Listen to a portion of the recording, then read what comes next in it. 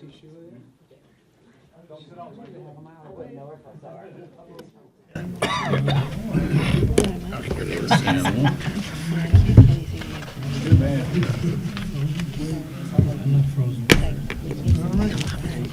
ready? Call this meeting to order, and we'll start with the pledge to the flag.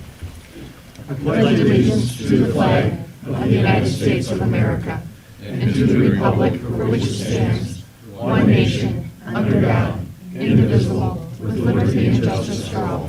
Mr. President, do you think we could take a second to honor our veterans, both past and present? I think that would be appropriate. Let's have a moment of silence in honor of our veterans.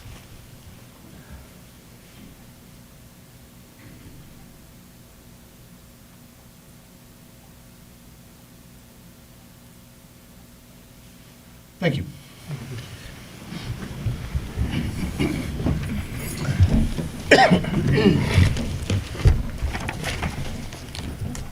All right, roll call.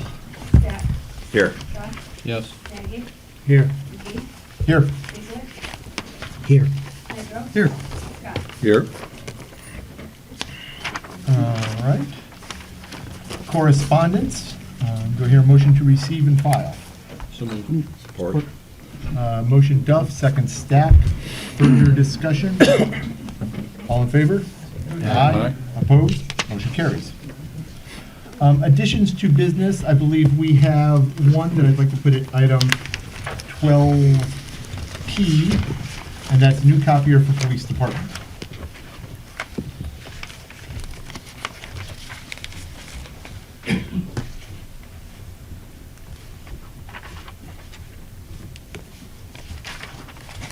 With that, and I don't believe we have anything else. That's all, Mr. President. With that, do I hear a motion to approve the agenda as amended? So moved. Second. Motion Nagy, second Duff. Further discussion? All in favor? Aye. Opposed? Motion carries. First call to the public, opportunity for citizens to address the council on agenda items. Reminder to everybody, a 5-minute maximum. So, with that, yes, sir. And please come up to the mic or use one of the portable mics so that folks at home can hear. Good boy.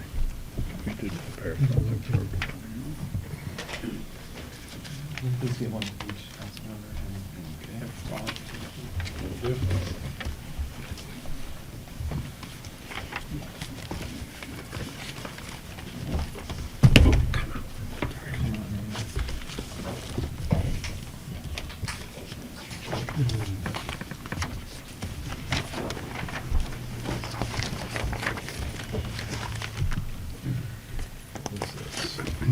My name is Bob Sharon. I'm here with my wife, Angela DeSantis, 1649 Del Monte.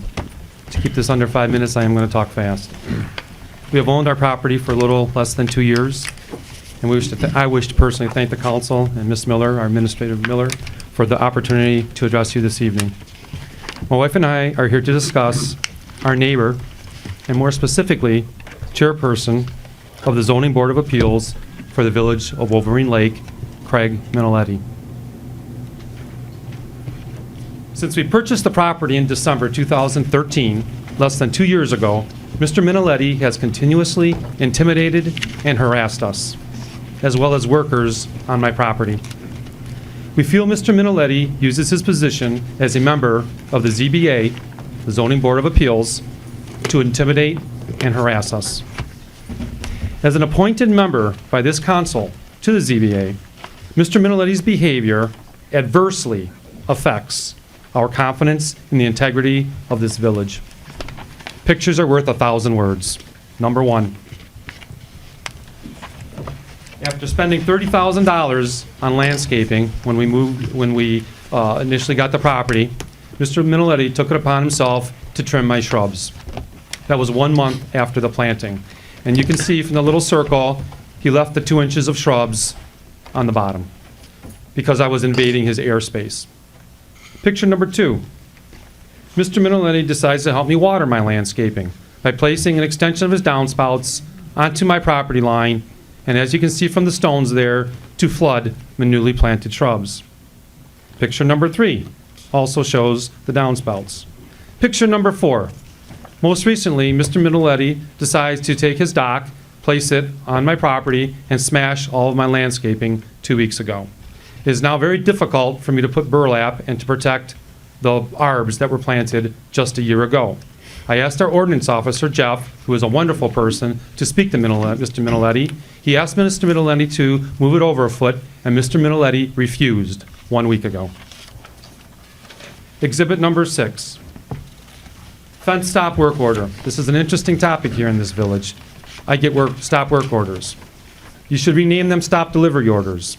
There has never been work performed on my property that I should have received a stop work order. When we first moved into the property, there was a fence. It was a non-conforming fence. I had a gentleman from a fence company to come out to look for the possibility of any type of repair. Mr. Minnelletti saw the truck, he saw a few flags in the ground, and I received the letter which you are looking at. No work was ever done on the property. That is harassment. There is nowhere in the city ordinance that states that I cannot have flags in my property, nor a fence person to look at my fence. Exhibit number 7 just occurred 2 weeks ago. As you are aware, we had significant rainfall we had no rainfall over the last month, except when I decided to have limestone delivered to my property. It was on a Wednesday, it rained, our Bobcat got stuck. The purpose of the limestone stones was for a seawall, just to leave the stones on the property. I am in the process of getting a DEQ permit, and I understand what that process is. By the next day, it was plastered on my garage, which you have a copy of. Again, stop work. The village must define how we stop work. Nobody was working at the property. This is inappropriate, and this is harassment. I spoke with Jeff about this, and Jeff's a nice guy. Like Donald Trump, I like him. He's a nice guy, okay? Jeff does not like coming to my house, but as you know, he must respond to any, quote, complaint from any citizen. Jeff has never found anything wrong at my house from the numerous times that Mr. Minnelletti has called him to come to my property over the last 2 years.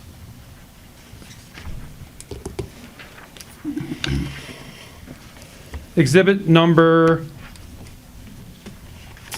wow, I'm a little bit lost here. Exhibit number, we talked about number 7.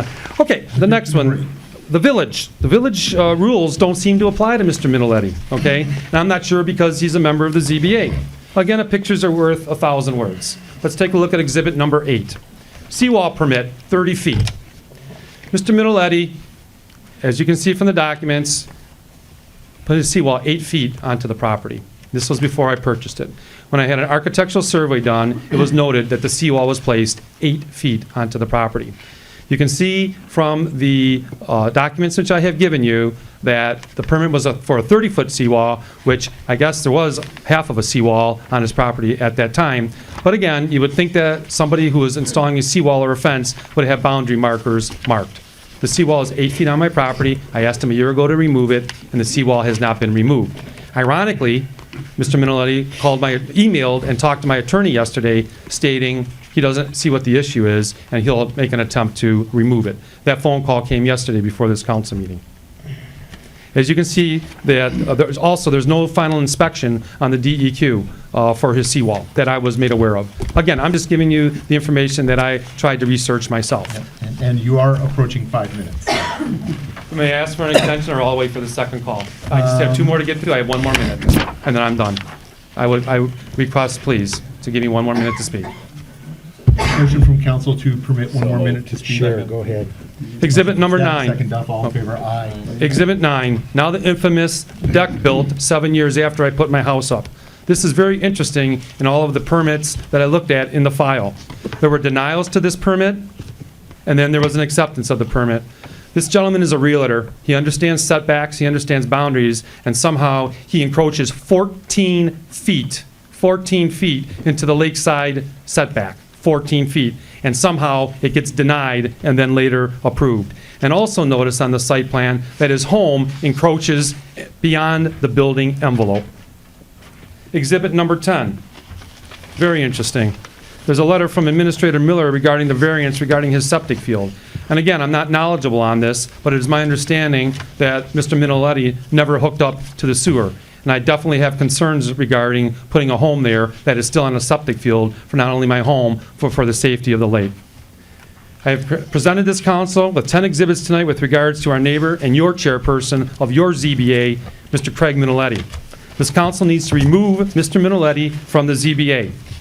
In an article in the West End, just published, it states the Michigan Municipal League states, a public official must use the position of power of public office for the benefit of the community as a whole. A public servant shall not take any action or create the appearance that adversely affects the confidence of the public in the integrity of the city. We have no confidence in Mr. Miniletti, and we certainly want to have confidence in this village. This council needs to remove Mr. Miniletti from the ZBA.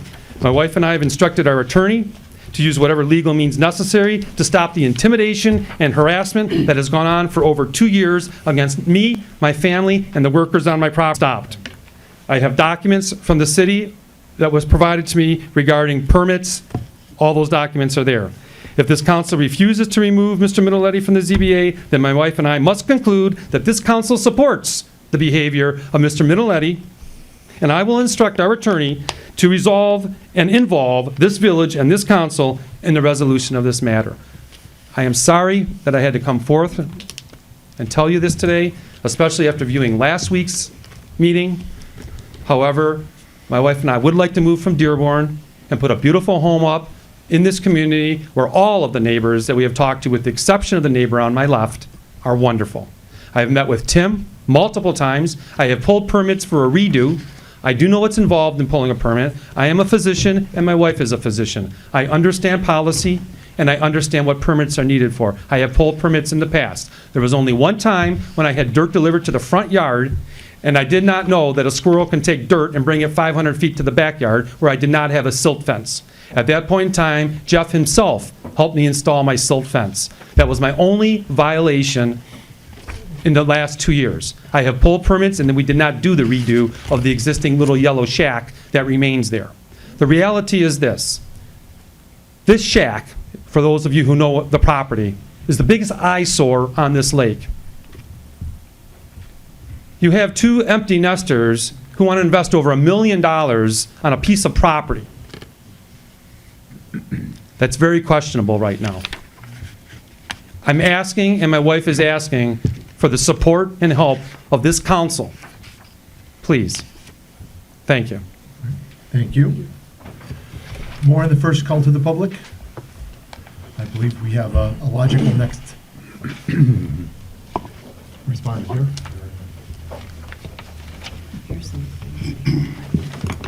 Okay, and again, 5 minutes unless extended by council. Thank you, council, for letting me speak. My name is Craig Miniletti, 1641 Del Monte. Listening to Mr. Shannon's, listening to Dr. Shannon, excuse me, information tonight, I can say I don't have all 10 of your issues, but I'll try to go one at a time. Number one, I have never spoken to any of his workers. I've actually helped Bob in the past remove the fence. Maybe you can help me with that. The fence that was in question, I actually took my own time on the weekend and helped him remove it because he was out there with a family member. So my wife and I want to go on record. We look forward to a house being built there. We have no issue with any house being built there at all. What we have an issue with is that somebody doesn't follow the rules. This whole thing stems from stone being dropped off last week, and my question is, stone was dropped off, why all of a sudden I'm being blamed for his stop work order? The last time I looked, I don't do stop work orders in this village. I have no power in this village at all. That's done by Jeff. Jeff has the right to put a stop work order on something or to not. So that's really on to Jeff. So really, that's the biggest issue I think we have here, and that's why we're here tonight.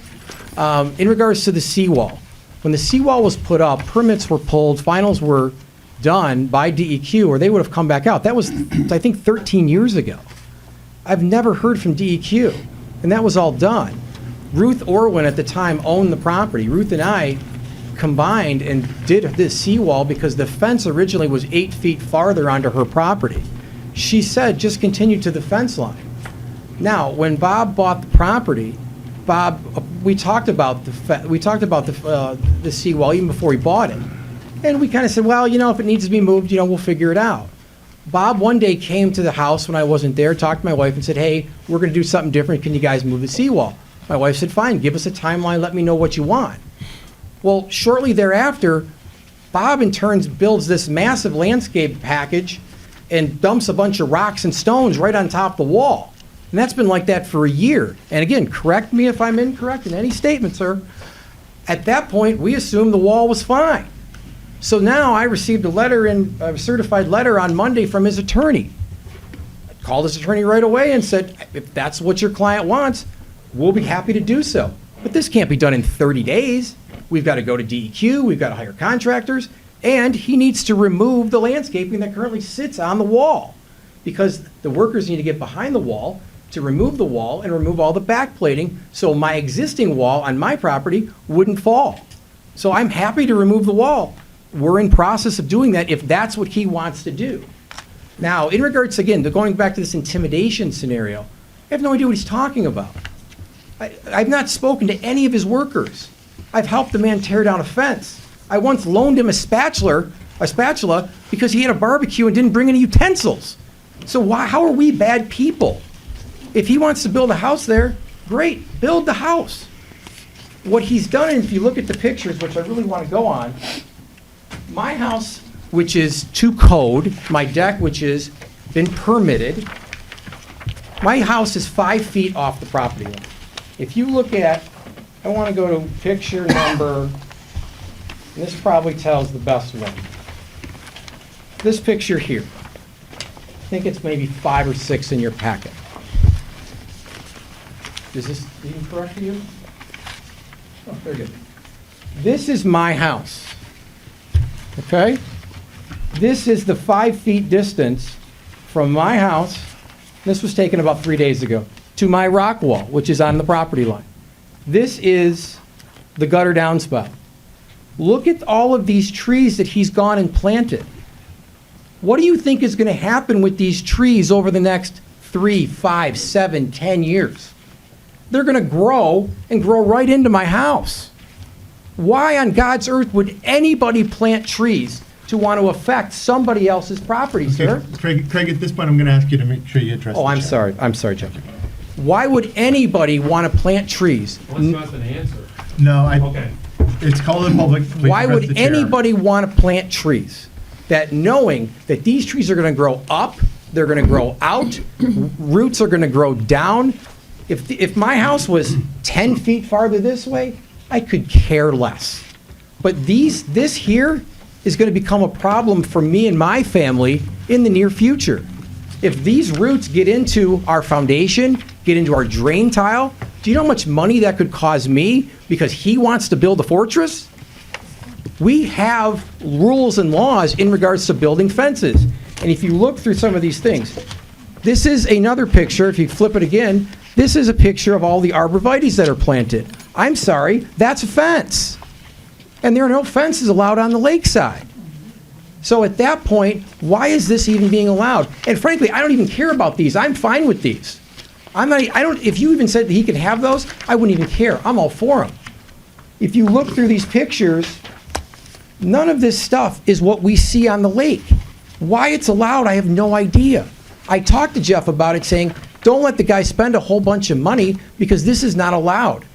On ZBA, we've heard cases where people have wanted to do this and they've been denied. He's never come in front of ZBA, so me saying I've used my ZBA influence, I have no influence in this village. You show me no favoritism in this village, nor do I want any favoritism. I follow the rules. And if I don't follow the rules, then I get called out on, which I have in the past, and I will accept if I've done something incorrect. If you look at, for example, this is right by the lake, this last picture. This was planted about 1.5 years ago. These are probably 7 to 10 feet high. And again, I don't have any problem with these because I don't have to look at the ugly yellow house. But these are not what our rules say we can do on these properties. So for him to come in and say, I'm using intimidation, I don't know where he's going with this. I'm not the one that's telling him he can't do anything. All I'm saying is I think what he's doing is not correct based on our codes. So I've asked Jeff and I've asked Tim to check this out to make sure this is correct, because if he can do this, what's stopping every lakefront homeowner from doing the exact same thing? And Brian's thing he worked on years ago about open air, this is not open air. This is a fence. So either fences are allowed or they're not allowed. It needs to be figured out. Basically, what this lot has turned into is nothing more than a storage yard for these folks. RVs, boats, jet skis. They have a non-working, non-conforming home. My thought would be is either tear the house down and have it as a vacant lot, or put the house up to code so it can be used. Right now, what I understand is it's completely gutted. It's non-usable. Okay, and at this point, Craig, you're hitting 5 minutes. And I think I'm good. I think I've made my point. Okay. But yeah, 30 more seconds? Sure. I just want to say in regards to me being on ZBA. Me being on ZBA has absolutely nothing to do with this case. Nothing. He's upset, and he wants to try to force you to try to force me out of ZBA. If he wants to come in front of ZBA, all of you know who know me, I'm as pro-builder as possible. I want all stuff being built new. I love it. It's more money for the taxpayers. So anything that he's going to tear down, I'd be his biggest ally in regards to let's build a new house. So I think he should really think about, why would you want to get rid of somebody who would want a new house there? I'm all for you building a new house. Thank you for your time. All right. Thank you. Anybody else? First call to the public. Let me go to Mr. Renwick for next.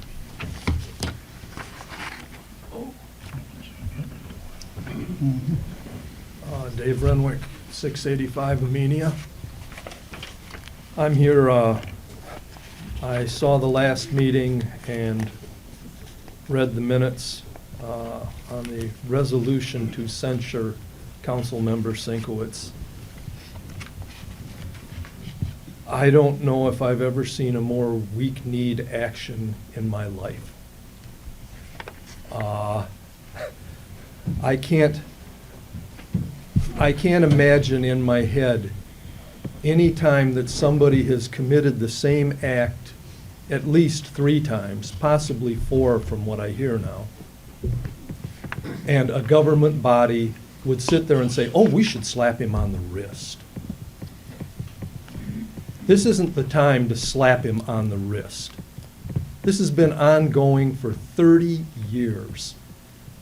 It's actually one of the reasons I got on council years ago, was because I walked out of this room during a meeting saying, this is bull. And it was because of the same thing.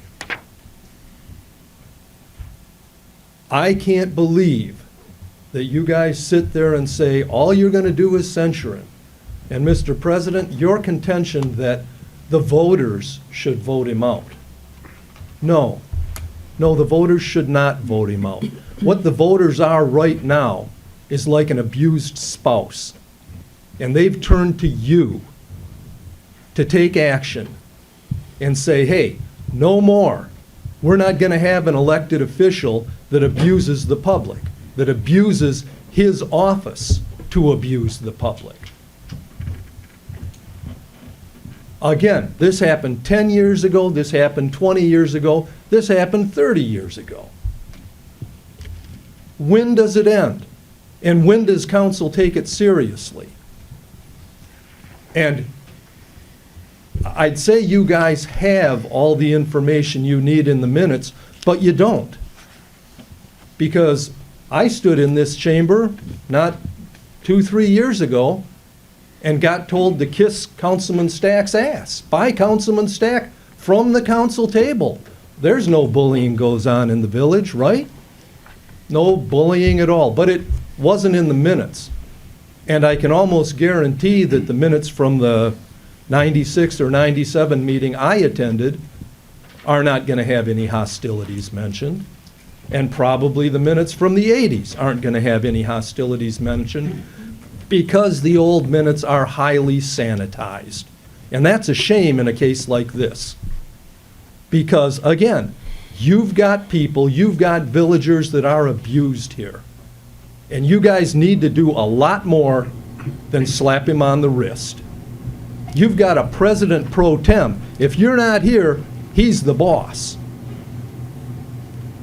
And you're going to slap him on the wrist. That's pitiful. I'm sorry, gentlemen, but that's pitiful. You need to grow some, and somebody needs to say, hey, let's stop this. In the minutes and at the meeting, properly reflected in the minutes, Mr. Sinkowitz stated he can't remember the last time anyone brought anything to council regarding the easement. Now, I've sat here for years. I've sat out here for years and listened to Mr. Sinkowitz chide new council members because, oh, you don't know the history of this. Well, apparently, Mr. Sinkowitz doesn't know the history of things either. He may have sat here for 30 years, but apparently he can't remember his own abuses of the public. And that's sad that you guys just sit there and don't note that. He also said the reporter, I'm sorry, it's hard to say this with a straight face.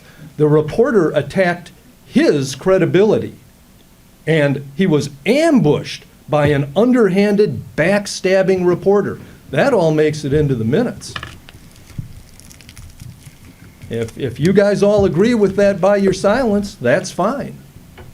The boys that went right through the cattails and vandalized them. The boys are vandals. The reporter is a backstabber. I tell you. I'll tell you what. The reporter gave Mr. Sinkowitz an outstanding opportunity to exonerate himself, because all he had to do was leave those boys alone and leave the reporter alone. But he didn't. He did exactly what the people that are complaining said he did. Exactly. You guys all saw it. If you didn't, take the time to take a look at it. He condemned himself, basically. And, unfortunately, preventing ingress or egress from a lake is a misdemeanor. And that's removal from office automatically.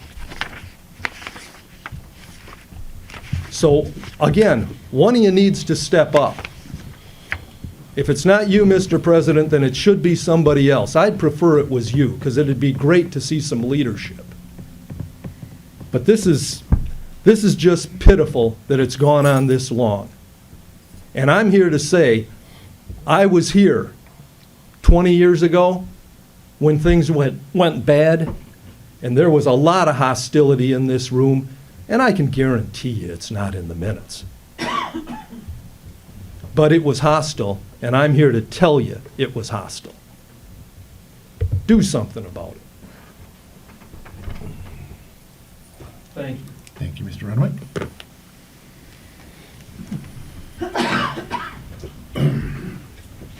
Mr. President, members of council, my name is Stephen Cohen. I'm the same Stephen Cohen who was here the last week. So thank you for giving me this moment. I want first to apologize to your attorney, Ms. Olowski. In the interim from the last meeting, I was supposed to get her some documents and did not because of the press of obligations in my practice. However, I was able to determine something that I thought would be of use to the council. Back in January of 1987, a company named JCK Associates was an engineering firm hired by Wolverine Lake to investigate the March R ending.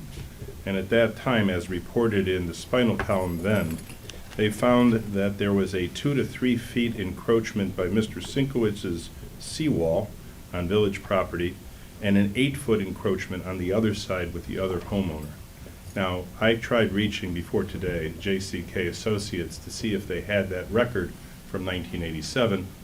I haven't gotten an answer back, but then again, if I were calling me, I wouldn't answer me either. But it may be some instruction to the council. The second point I want to make, and I won't take certainly not 5 minutes. You know, sometimes people do things that are so incredibly surprising that I shake my head, even after 38 years of practicing law. I think I've seen it all. I can't tell you I know who did this yet, but I prepared a Freedom of Information Act request to your police department, and I remember the chief at the last meeting said he'd be glad to cooperate. I'm sure in consultation with Mr. Lowski, he'll be able to respond. But this past week, the very clients I represented on the issues that were so hotly discussed at the last meeting all received a visit from the local police because somebody, one of their neighbors, had complained about the placement of their leaves on the adjacent to the road as they had done for the last 20, 30 years. Now, I was provided with a copy of your rules, and there is a document that's sent out every year about the leaf pickup policy. Once your street is posted, place your leaves onto a flat surface adjacent to the road edge. Make sure that the leaves don't constitute a hazard, including interference with safe travel and passage. It's in the document you send out every year. The police were called because they had done just that. The argument was the police officer kindly suggested to them that somebody's complained that your leaves are in the road and that they shouldn't be there because it's not time to pick up the leaves. The problem is the police officer wasn't aware of your policy because apparently the police officer doesn't own property in Wolverine Lake and didn't know that once it's posted, you put out your leaves. If and when I find out that the complainant that cost this village the money to send one of their public safety officers out to harass my clients, if I find out that it is somebody who is involved in other matters, I will sue that gentleman. If it was somebody unrelated to the complaints I raised before this board at the last meeting, then I apologize for taking your time. But that person, whoever made the complaint, if they sit on this council, would do well during a break to approach me to apologize before I use my authority as an attorney. Now, as I told you last time, my father once told me, any fool with $100 can file a lawsuit. Ladies and gentlemen, I have that $100. I have the time and the inclination. If this is a reprisal, and I find out it's a reprisal, there will be hell to pay. Thank you. Thank you. Anybody else first call of the public? Seeing none, I will close the first call to the public. Certainly an interesting first call today.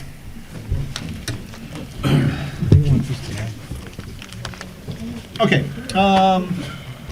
Item 7, approval of the consent agenda. Do I hear a motion to approve the consent agenda as presented? So moved. Second. Motion Duff, second Nagy. Further discussion? Let's get a roll call vote. McGee, Yes. Nagy, Yes. Duff, Yes. Stack, Yes. Scott, Yes. Medrow. Yes.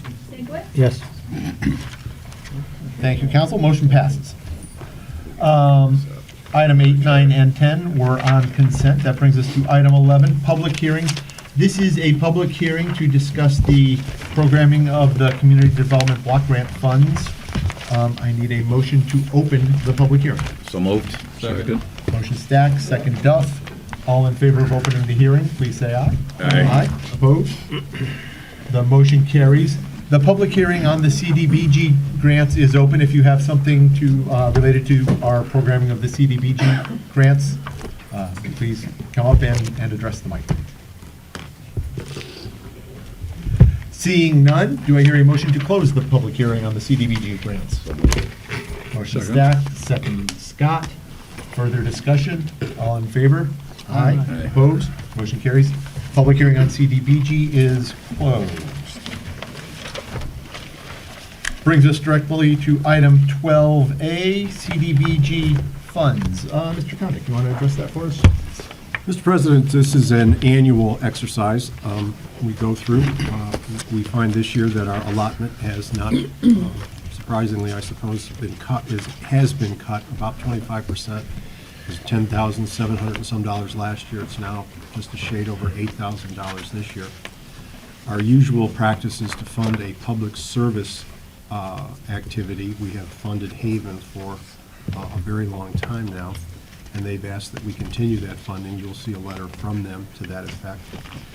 The proposal then would be to reallocate what's left of our allotment back to Oakland County so they can use it in their home improvement program. They vet people. We could certainly refer our clients, our citizens, our homeowners to them. They do a much better job of it. We would lose funds if we don't spend them in a certain period of time. And as I've told you before, and as I'm sure probably all of you know by now, we don't have any low, moderate income areas within the village. As a result, our spending is curtailed. There are a lot of things that would be kind of interesting to do that we can't do. There's things that we've done in the past, including improving our bathrooms to make them handicapped accessible. We used funds to help us in the recreation master plan redo. Lots of those activities are now off the board. We just can't even do them. So sadly, I think, both because of the circumstances and the size of our allotment, it's really not a lot of oomph. There's not a lot of power in things we can do for our community. So we've suggested a spending allocation, as you see in the memo, and if you're so inclined, you can make the motion to approve that, and then I can get our application into the county officials who administrate the program on our behalf. Okay. I have one question, actually. I know last year we did 3,200 to Haven. Is there any reason we couldn't do that amount this year? Yeah, there's a 30% limit on what's referred to as public service functions, and as a result, because of the Because it's shrinking been, down it's been our- shrunk, we are now, okay, so our hands are pretty much tied around that amount. That's correct. That was my question. Do I hear a motion to approve the programming of CDBG funds as presented, $3,000 to Haven and $5,043 to housing rehabilitation? So moved. Motion Scott, second Nedrow. Further discussion? Kind of a shame about having to cut for Haven, because I think they provide a really valuable service. Absolutely. So, Very good organization. I would have liked to be able to do more, but here we are. Okay, any further discussion? Let me get a roll call vote on that. Sinkwit, Yes. McGee, Yes. Nagy, Yes. Duff, Yes. Zach, Yes. Scott, Yes. Nedrow. Yes. Motion carries. Thank you, council. Brings us to audit presentation. Actually, let me go back to Mr. Condick to Mr. introduce our President, auditor. you all recognize Raina Emmons from our auditing firm. This will be the 10th year that the firm has done our audit, dating back to 2006. She apparently started as a young student intern. Thank you, President. And we just turn it over to her. Good evening. My pleasure this evening to present to you the Village of Wolverhampton Lakes audited financial statements for your fiscal year ended June 30th, 2015. Again, my name is Raina Emmons. I'm a partner with PSLZ, and I didn't realize it's been 10 years, but that has certainly flown by. But it is a pleasure to work with this council. I want to start out with some highlights for you. And I usually start off with the revenues, and I'd like to do that again. But the reason why revenues are so important to the village is because that's really the area. So revenue, your major revenue sources, property taxes, state shared revenues, investment income. I mean, those are the major areas that you really are really outside your control. When you are cut, what we've seen over the last 5-6 years have been cuts to state shared revenues, property tax values, interest income, those type of things. So you've really been working kind of an uphill battle. You're declining revenues, and you've been cutting expenditures to keep the village stable, and you've done a very nice job with that. So with that, I'm going to start out with some highlights for 2015. Property taxes increased 2.75%. Now, as you know, we didn't raise the millage rate, it's your taxable values. That's solely your taxable values showing an increase, which is a great thing. And last year, so the fiscal year 2014, you were just at about 1% increase. And the year before that, it was about 0.4. So it's a steady increase, 0.4, 1, now we're at 2.75.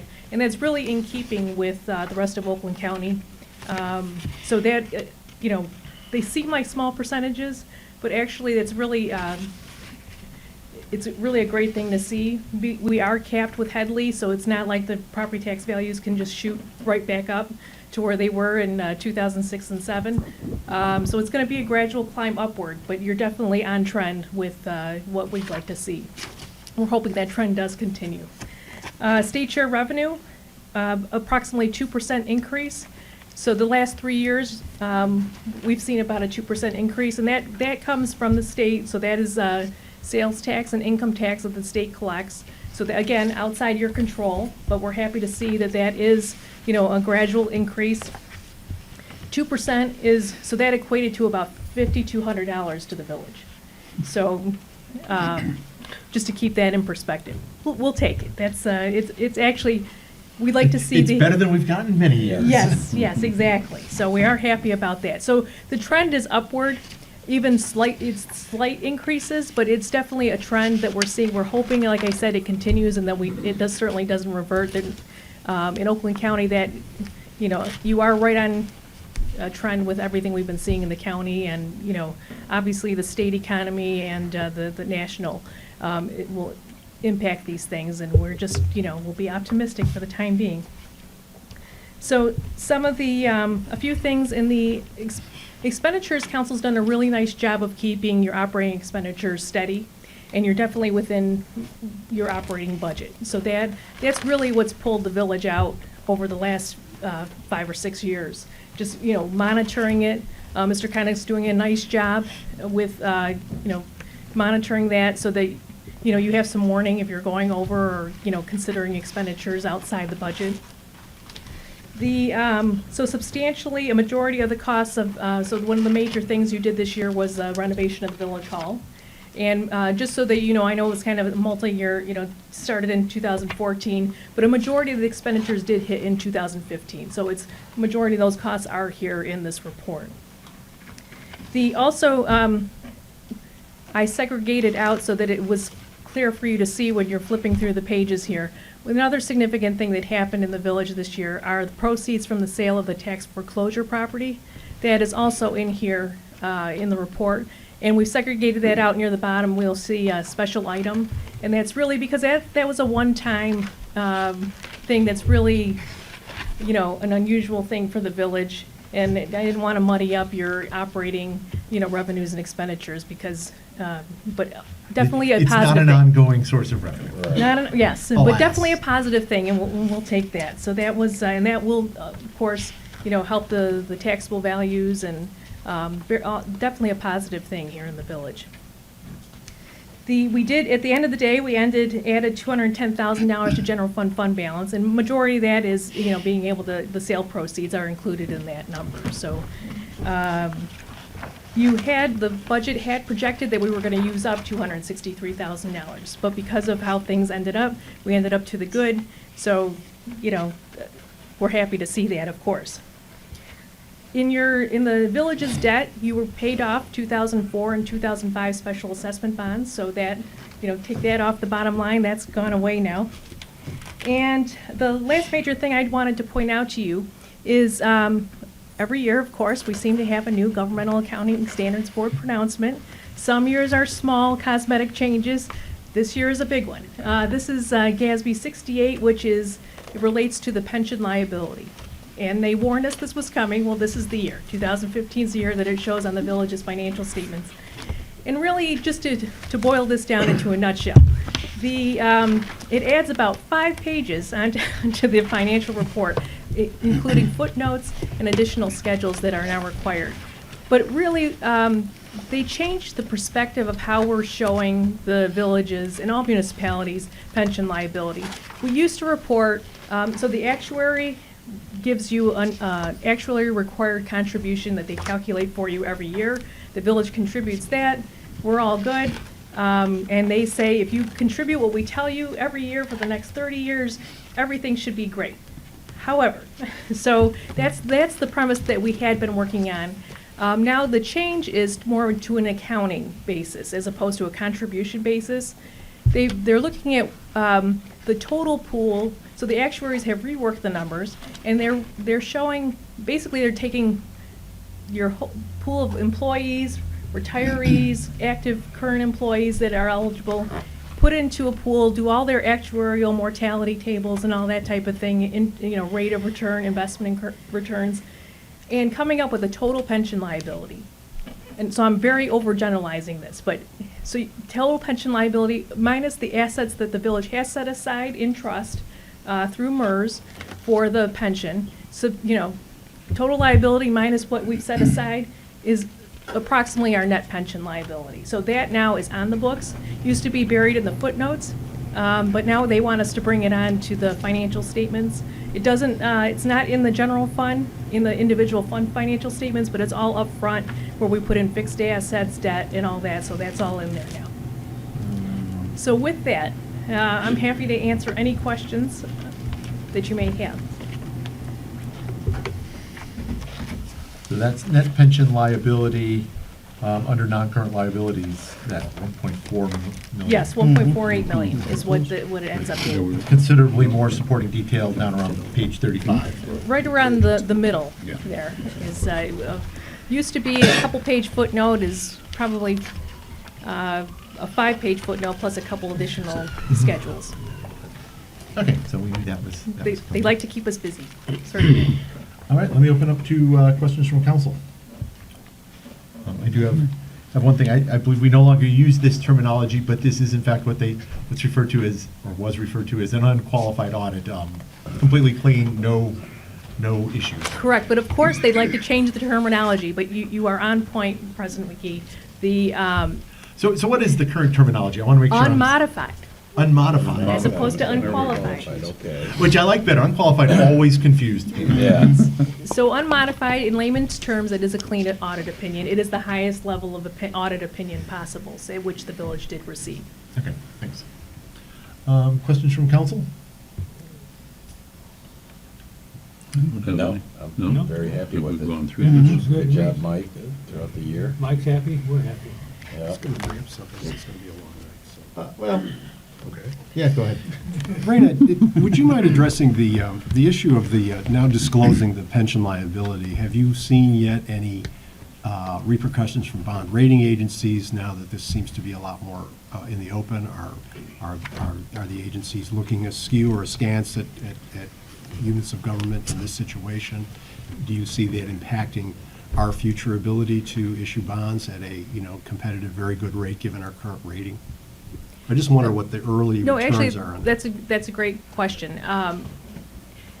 Actually, most communities, so this year, like I said, this pension, it started with the June 30th year ends. So yours is one of the first ones, coming out with, this new accounting. Lucky us. Well, yes, actually.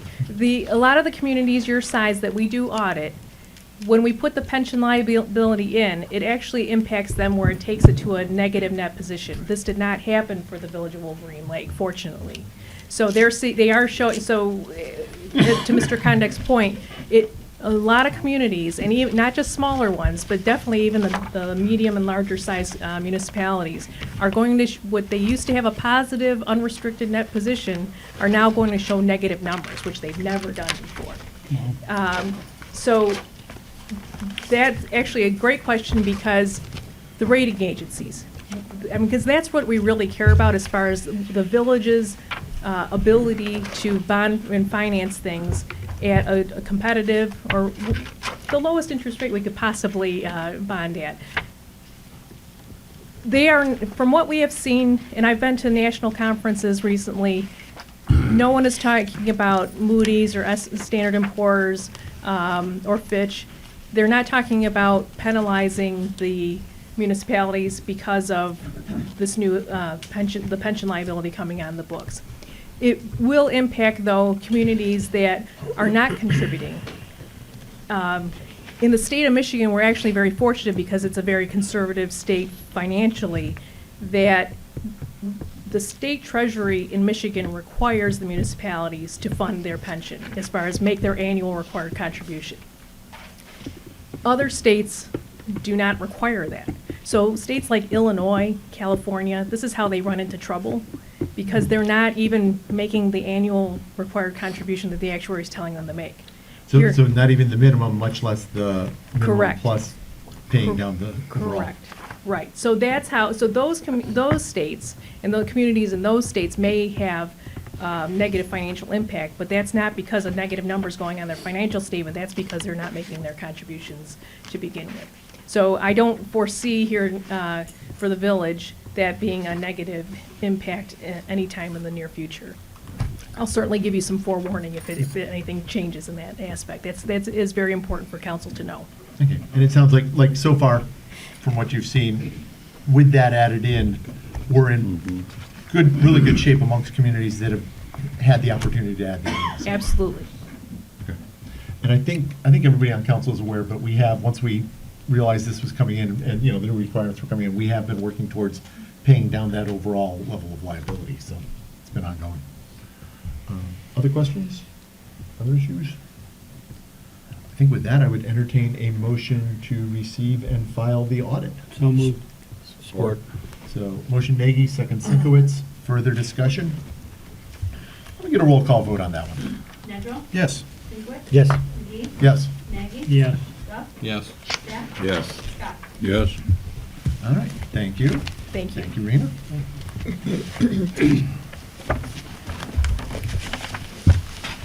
All right, next item, item C, reports and recommendations from Engineer Powell, 2015 crack sealing program.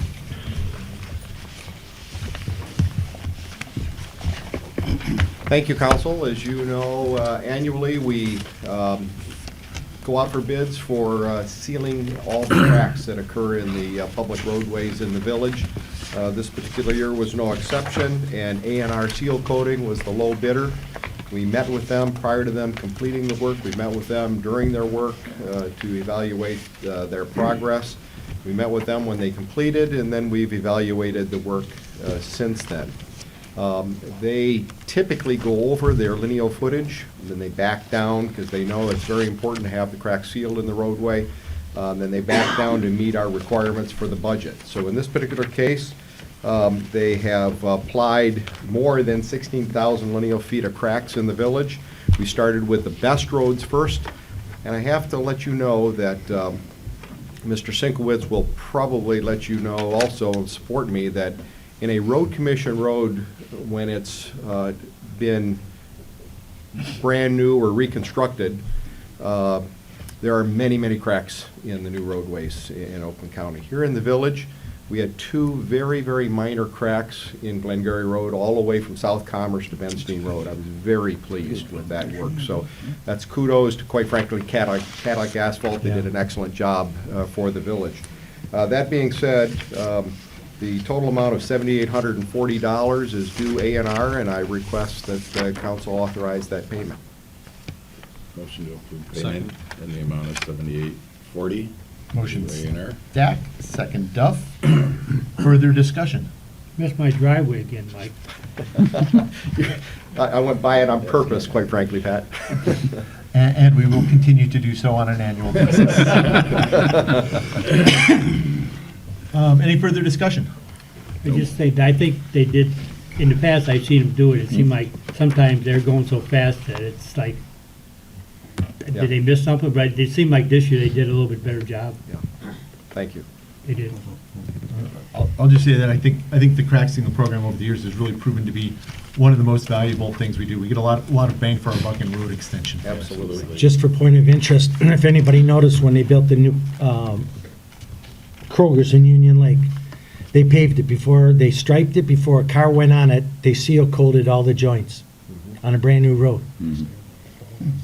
Because that's where always the problem starts, where the joints are. All right, any further discussion? One more thing for the engineer, please. Well, let's, on that motion, and then we can go to other engineering issues. So, seeing no further discussion on that motion, let me get a roll call vote. Scott? Yes. Nedrow? Yes. Sinkowitz? Yes. McGee? Yes. Nagy? Yes. Duff? Yes. Stack? Yes. Thank you, and I believe I know what Mr. Nagy's question is going to be, and I believe our engineer will deliver good news from Oakland County. Yeah, sorry, I got a little bit ahead of myself here. I was gonna bring it up, and Mike reminded me of it. I don't know how it would have slipped my mind, but I did see some trucks out there the other day, Mike. Yes, you did. So why don't you give us an update on how Please. the repair of Oakland County's long Awaited. broken road drain has been? Essentially due to the persistence of the village, cooler heads governed at the road commission and requested their maintenance crews go out and repair that, the broken pipe that drains the intersection of South Commerce Road and Glengarry Road. They did in fact saw cut our asphalt pathway. They backfilled everything, and they even repaved the pathway when they got done. So they do deserve some kudos, and Pat, thank you for noticing that. Along that same line, if you've been over our bridge, there is a settling of the pavement, lesser on the south side, more on the north side of the bridge. The contractor for the village is going to be repaving that this Saturday, weather permitting, to bring that pavement back up to the elevation of the bridge, so that all winter long there'll be a smooth transition up and over the bridge, and the pathway then will be totally open. Are they just gonna add to it and not lift that edge? Yeah, actually, the DPW actually leveled out the bridge itself. Okay. So it's got a good 8 inches higher than the Okay. pathway right now. So they're gonna taper that asphalt back up, cut it back into the pathway, so it's a nice smooth transition and level again. I'm very glad we're able to do that work before the asphalt. Yes, pack is Yeah. closed. correct, Thank you, Mike, I'm glad it got done, you're right. yes. Any other questions for the engineer? All right. Thank you. Thank you, Mike. Bring us to item D, resolution to censure council member Sinkowitz. So first of all, I want to make clear to everybody that Mr. Sinkowitz did issue a written apology to council. I apologize, council. I thought that everybody had received a copy of it. I was mistaken, so that's what I've distributed to you tonight. And it says, Dear John and council members, it was never my intention to represent myself as the voice of the whole council. I am sorry that it was not depicted that way in the video. Ed Sinkowitz. So we have received that. We also have a Mr. President? written motion of censure. Yeah.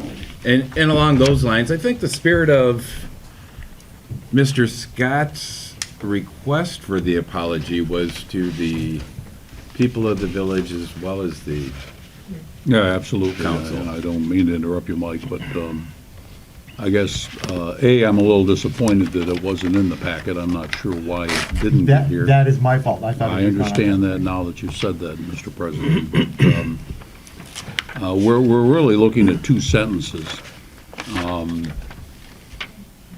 I guess everybody has to make their own judgment as to what an apology should be. But I really think the presentation is, in my view, less than satisfying. There's been a lot of discussion by this board, should say this council, as well as other people that are representing various village residents. And I'm sorry, Ed, but, I know it might not have been your intention to represent myself as the voice of the village or the whole council. That's only a very small part, I think, of what we really faced and saw during the last 30 or 40 days. I would like to see a written apology, or at least a voiced apology right now. I gave To you the one, members. I gave you one at the last meeting. Well, you might have done that, but I also remember a but in it. So I will just, I guess what I'm saying, from my personal standpoint, this isn't acceptable. I'll let the council take forward from there. Mr. President, can I make a few comments? Sure. Okay. First of all, in the video, the biggest mistake I made was talking to Rob Wolchek. Everybody realized that, and obviously, it was, call it whatever you want, an ambush, a setup. hidden microphones and everything. But when you look at the video, I never told those boys they could not go on the lake. I just asked them not to damage the cattails. Okay? He made a comment about the crap coming down the lake. He just turned all that around. I'm not that foolish where I would say something in a microphone where calling people names like that. And secondly, he said that I put stones in the lake and I damaged it. Here's a picture from a few years back. And this is the kind of stones that were put in the lake by one of the residents that is doing all the complaining. And a dock that was put in that had to be removed. The other thing was, I never said that I'm a councilman, I can do anything I want. What was said was, he asked me, aren't you one of the council members, or aren't you one of the people in the village? I said, yes, I'm a council member. And I answered him that. I didn't offer that information, he asked me. But then we talk about all this, no fishing and all this other stuff. The two people that are here, I never told them once in the last 10 years that they couldn't put a boat in. In fact, when she came down with her boat, I talked to her about her boat because it was unique. The other gentleman I never talked to, so he put his kayak in and went out. I've never had any discussion with anybody saying, hey, what's going on? And as far as the no fishing, apparently the administration and the police department all had the same idea or the same information that I had, that Wolverine Lake road ending may be used by the public to access the lake. However, he said they can't use it for fishing, swimming, sunbathing, or other activities. So the only thing I addressed when I went to Mr. Walczek about the fishing was, obviously, I knew they weren't from the village. I said, it's a road ending. You're not supposed to fish here. If you want, fine, just leave the cattails alone. And the other thing is, as far as the parking goes, years back, one of our police chiefs told me, he says, what people don't realize is I don't live on Oakview. I live on the corner of Oakview and Marchar. There's an easement on both sides. And he said, since there were no signs up, not until recently there's a parking sign, he said, if you periodically park your vehicle there, not overnight, not every day, just periodically, he said, there's nothing wrong with that. And now we're looking at pictures from 30 years ago, just like this one is from 30 years ago. But I haven't missed any meetings in the last 10 years, I don't recall anybody approaching the council and saying that I was harassing, keeping them out, blocking.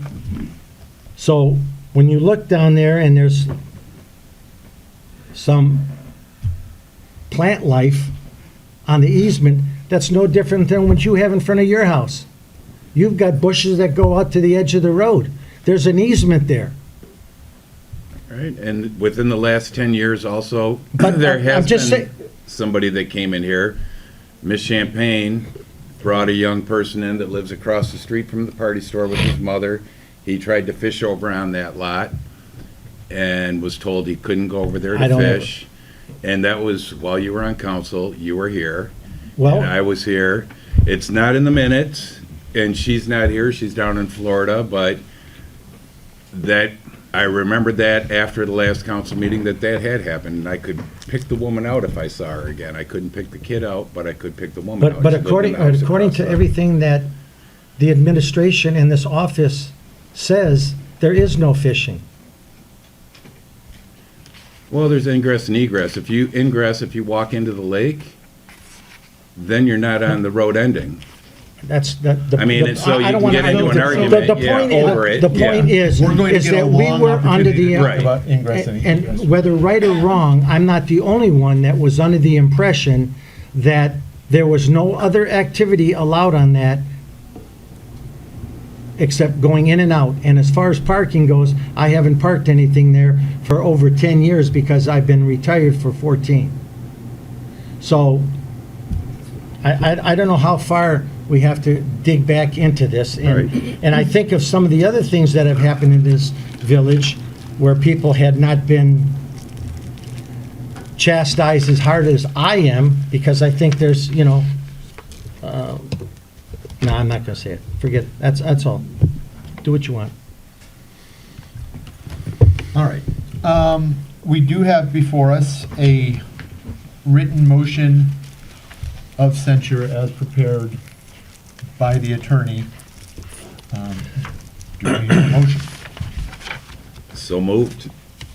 So- Resolution to formally censure Village of Wolverine Lake Councilmember Ed Sinkwitz for misconduct in office.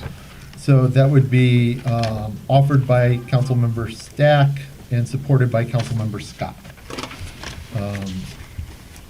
I think since we do have a lot of people in attendance who want to hear this, I will read it so that everybody knows what's in here. Resolution to formally censure Village of Wolverine Lake Councilmember Ed Sinkwitz for misconduct in office. Minutes of a regular meeting of the Village Council for the Village of Wolverine Lake, County of Oakland, State of Michigan, held in council chambers in said village on November 11th, 2015 at 7 p.m. Eastern Daylight Time. Present members, absent members to be filled in with the numbers, and it is a full council. The following preamble and resolution were offered by Councilmember Stack and supported by Councilmember Scott. Whereas pursuant to the authority granted by the laws of the state of Michigan, the charter for the Village of Wolverine Lake, and the Code of Ordinances for the Village of Wolverine Lake, the Village Council of Wolverine Lake has the authority to establish rules and procedures for proper council member behavior and conduct related to the representation of the village, and to judge the qualification of its own members in that regard. And whereas Public Act 196 of 1973, the State Ethics Act, prescribes general standards of conduct for public officers, which includes prohibiting village council members from representing personal opinions as that of the village, and prohibiting village council members from using village property for personal gain or benefit. And whereas the village council finds that it is in the best interest of the Village of Wolverine Lake for village council members to refrain from conduct injurious to the welfare of the public and the accomplishment of village business.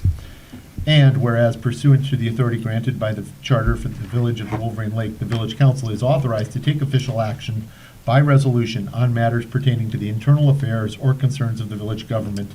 And now therefore let it be resolved that Councilmember Ed Sinkwitz violated the state ethics code when he represented his personal opinions as that of the Village of Wolverine Lake on a televised episode of the Hall of Shame entitled Wolchek Goes Fishing for Lake Grouch, with an air date of September 16, 2015, and B, used village property, otherwise known as the Marshar Road ending, in the Stewart's Oak Island subdivision for personal gain or benefit.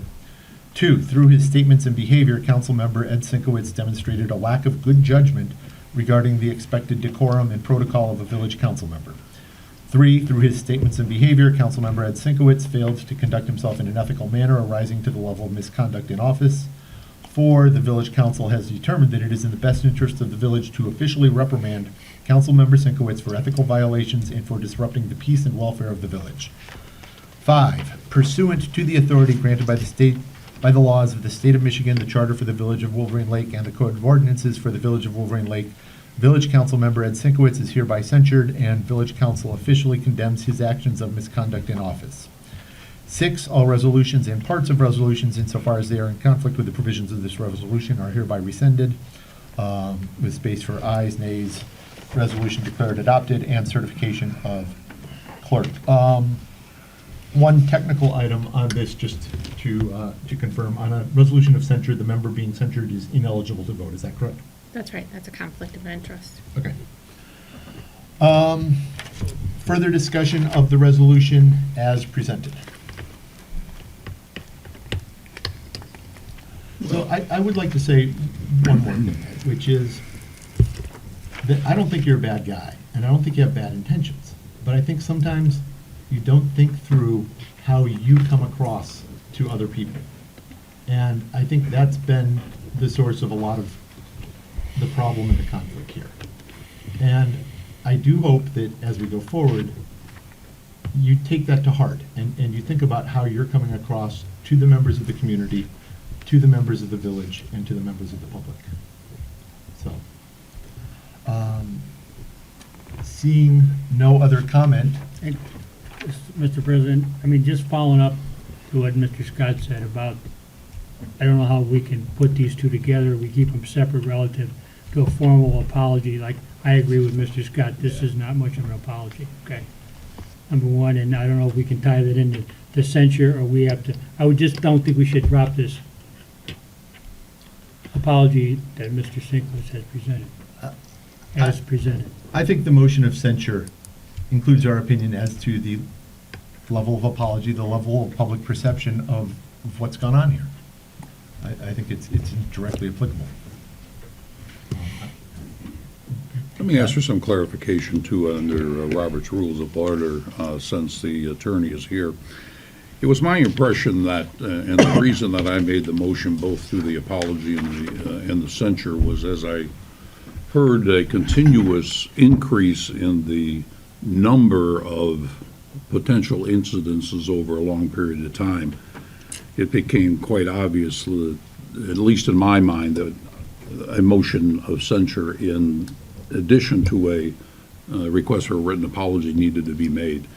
But is it not also correct that under Robert's Rules of Order, and I understand that I should have made this an agenda item addition last month, I wanted to give Mr. Sinkowitz a 30-day time in which to reflect upon what was going on. I think that most of us as citizens of this community saw going on. But it would seem to me that that an apology, if accepted, is a separate item than a censure. And a censure, if accepted, then sets the stage for an official notice among any of us, if we're in this position, that the next time out, we can more logically look for removal of that person from office. That's the way I read the progress of Robert's Rules of Order. Is that a fair interpretation? Quite sure I follow what. Well, what let's you were say it saying. this way. Let's say in 6 months, we're faced with a similar issue from the same council person. Does this not lead to a precedence of being able to look for removal of office? I think a motion of censure officially establishes the council's opinion of past behavior, where we stand on it, and it certainly serves as warning that Possibility behavior could exist then. I mean, should not continue. Okay, well, I just wanted to make sure that my interpretation of how this process works is somewhat correct and maybe clarify it for the residents that this is not a light thing that we're doing. I don't disagree with you. I've known Ed for many years, and there are many good things he's brought to this council. I understand that.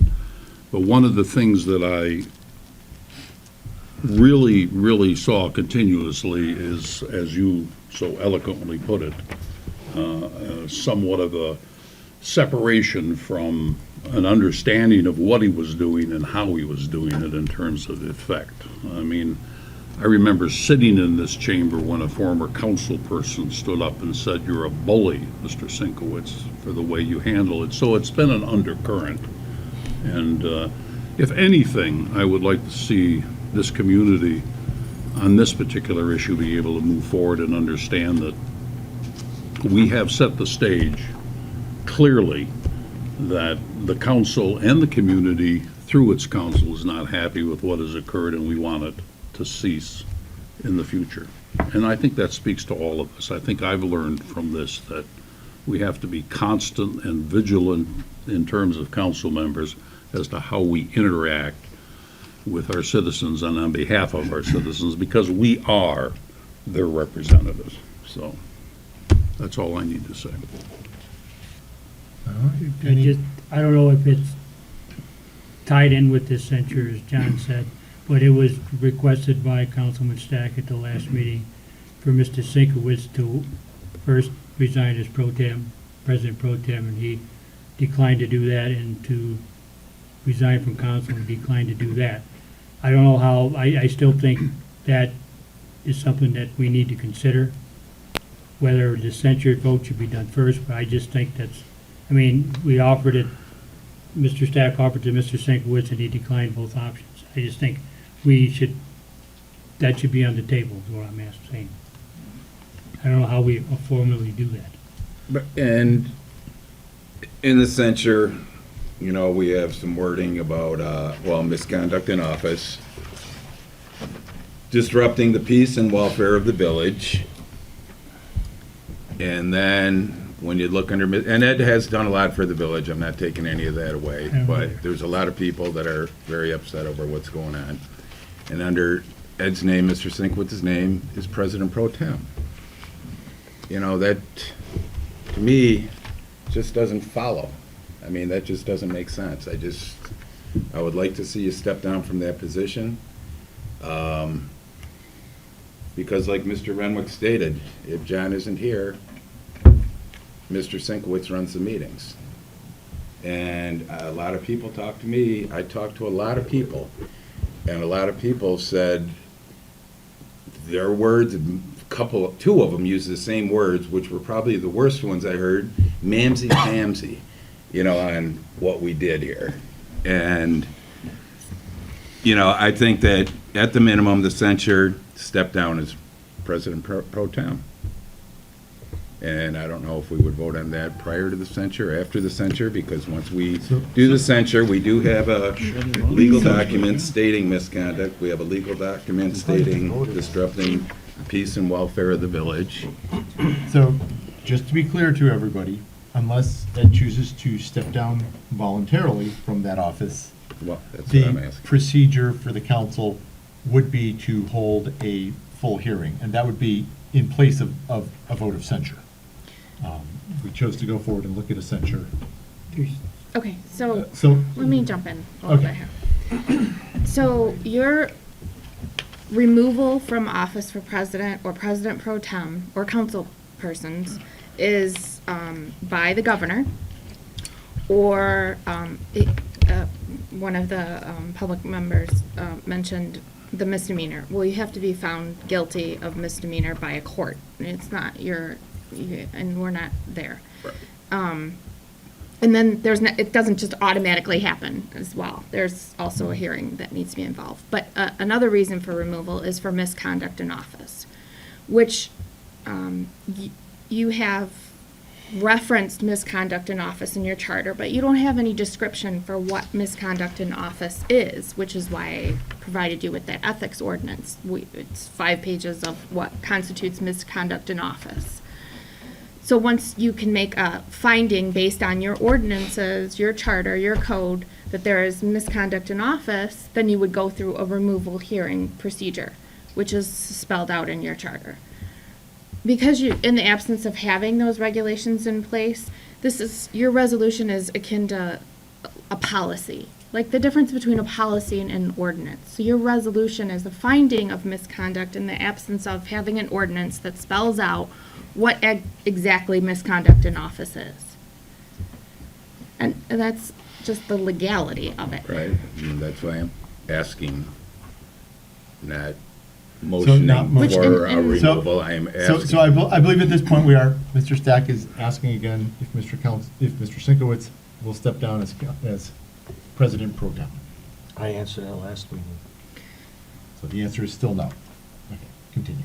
So, in the absence of having regulations in place defining misconduct in office, to make a finding of misconduct in office and to hold a hearing, I mean, you could petition the governor for removal, but in the absence of you having those regulations in place, which is why you go to the censor resolution, because it's essentially you as a council saying, we don't have an ordinance in place, we haven't had to have an ordinance in place, but we don't accept that. This is our policy, we don't accept that.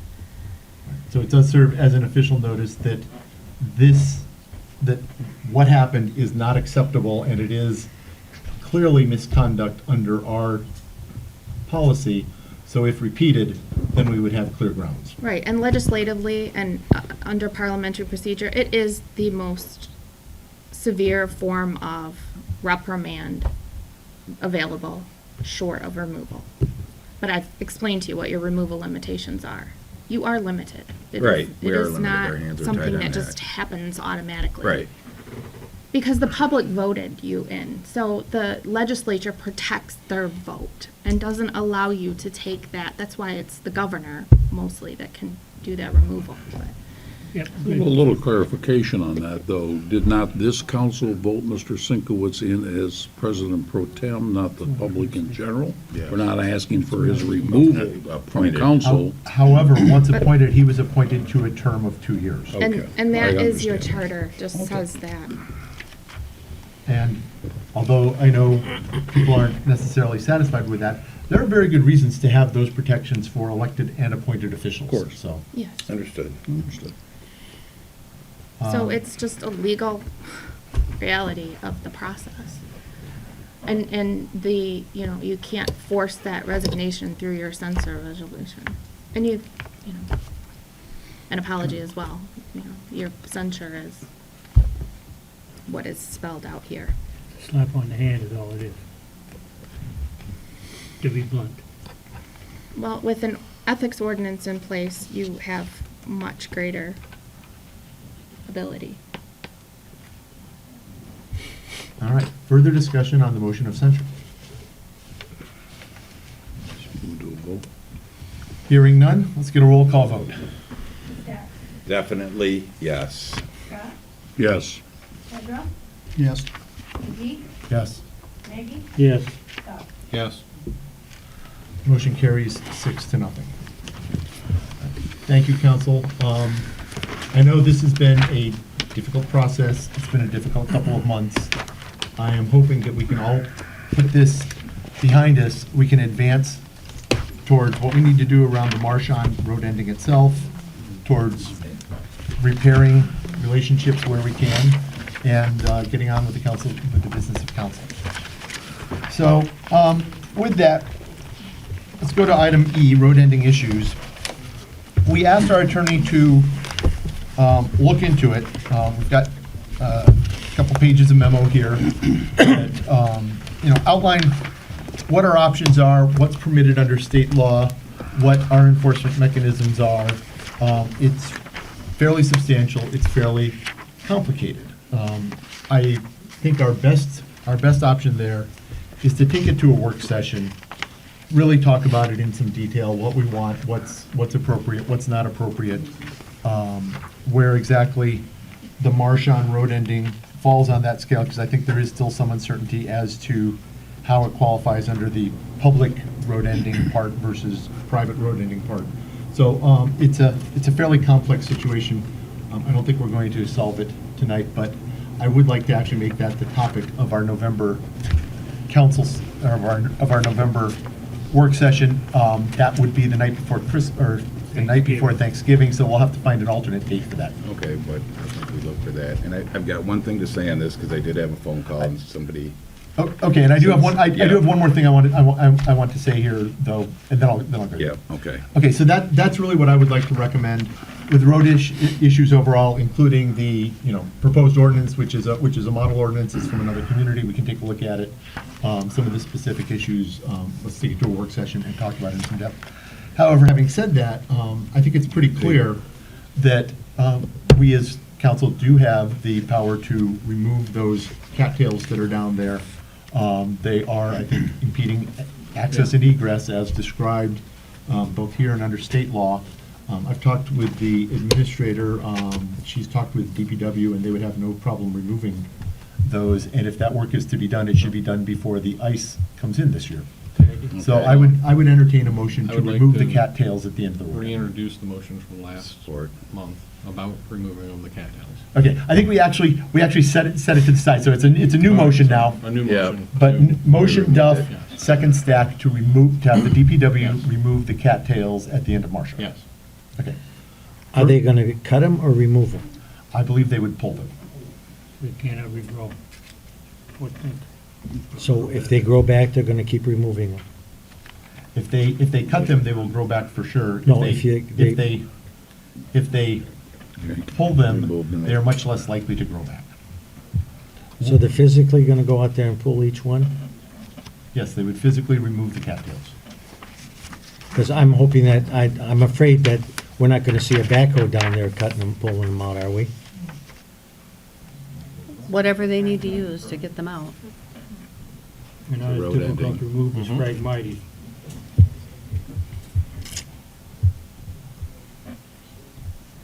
Well, I just, you know, it's just like the lily pads, you know, you can pull them, and you can cut them, and they cut back. You know, I don't see a problem of leaving a few of them there in the corner over there. I mean, you know, but if, you know, I'm just afraid if you take a backhoe and dig a deep hole over there, then what's gonna happen then? I don't think the intention is to dig any deep holes. I think the intention Okay. is to remove them. If they grow back next year, by next year, we'll have a policy in place, we'll have an ordinance in place, we'll have a way of dealing with it consistently across the communities. But I think in this case, it's clear that they have served to impede access and egress as desired, as stated as desired under state law. And I think removing them now would improve the situation for all concerned. Agreed. So, further discussion on that motion. Well, I just had one more thing, just on the motion to put this into a work session, right? But we haven't made that, we wouldn't make Yeah. that motion until we get down to the work session, but we Right. could, I would certainly entertain a motion to send it to a work session if you want, just to make, But I do, put it on record. one more comment, because somebody did ask me, they called me up the day that the surveyor was out surveying the property, and they were wondering why Mr. Sinkowitz was following the surveyor around. I don't know how true that was. Oh, it's I had true. a phone call. Yeah. Okay. So just wanted to let you know that. All right, let's go with the cattails, then let's go with the motion to send it to work session, and we can discuss Okay. that there. Any further discussion on cattails? Let me get a roll call vote. Yes. Yes. Yes. Yes. Yes. Yes, Yes. thank you. I would now entertain a motion to send the issue of road endings and road endings ordinance to a work session. So moved. Motion Second. Stack, Support. second Or- Scott. Further Duff. sorry, motion Duff, second Scott. Further discussion of that motion. Will that be in this month? We're gonna need to pick a time, but yeah, I think it should be in Alright, this month. So we'll do that at the end when we get to the Yeah. work session, or? Yeah, when we set our topics. The only thing about this month is that I'm sure I'm not the only one that is an avid hunter. And then you got Thanksgiving coming up that, I mean, I personally don't see any rush why it has to be done in the next 30 days. Yeah, well, yeah, I get, Thanksgiving week is gonna be bad for everybody. Yeah, that will be. So, It's a tough month, but I'd like to get it. I have to be honest, I'm already committed to something on the 18th, which might normally be the thing. I'm going to an MSU survey on public official policy, an MSU panel on public official policies for extension classes. It's a whole lot of things. People don't want to talk about it, but I am committed to that on Wednesday, the 18th. So we could pick something next month, or we could pick something the first week of December, which also will get it addressed before we come back to our next council meeting. The first week of December, as long as it's not December 3rd, because we have the appreciation, and then I have something. the second Be the is day the before that, second? water Water board. board. Let's go Yeah. for How the about second. Monday, November 30th? Works for me. Okay. If everybody's back If from everybody- Thanksgiving holiday. Yeah. Or the Yes, first I of think it December. Does everybody expect to be back? Okay. Yeah, that way we can get that resolved this year. Yeah.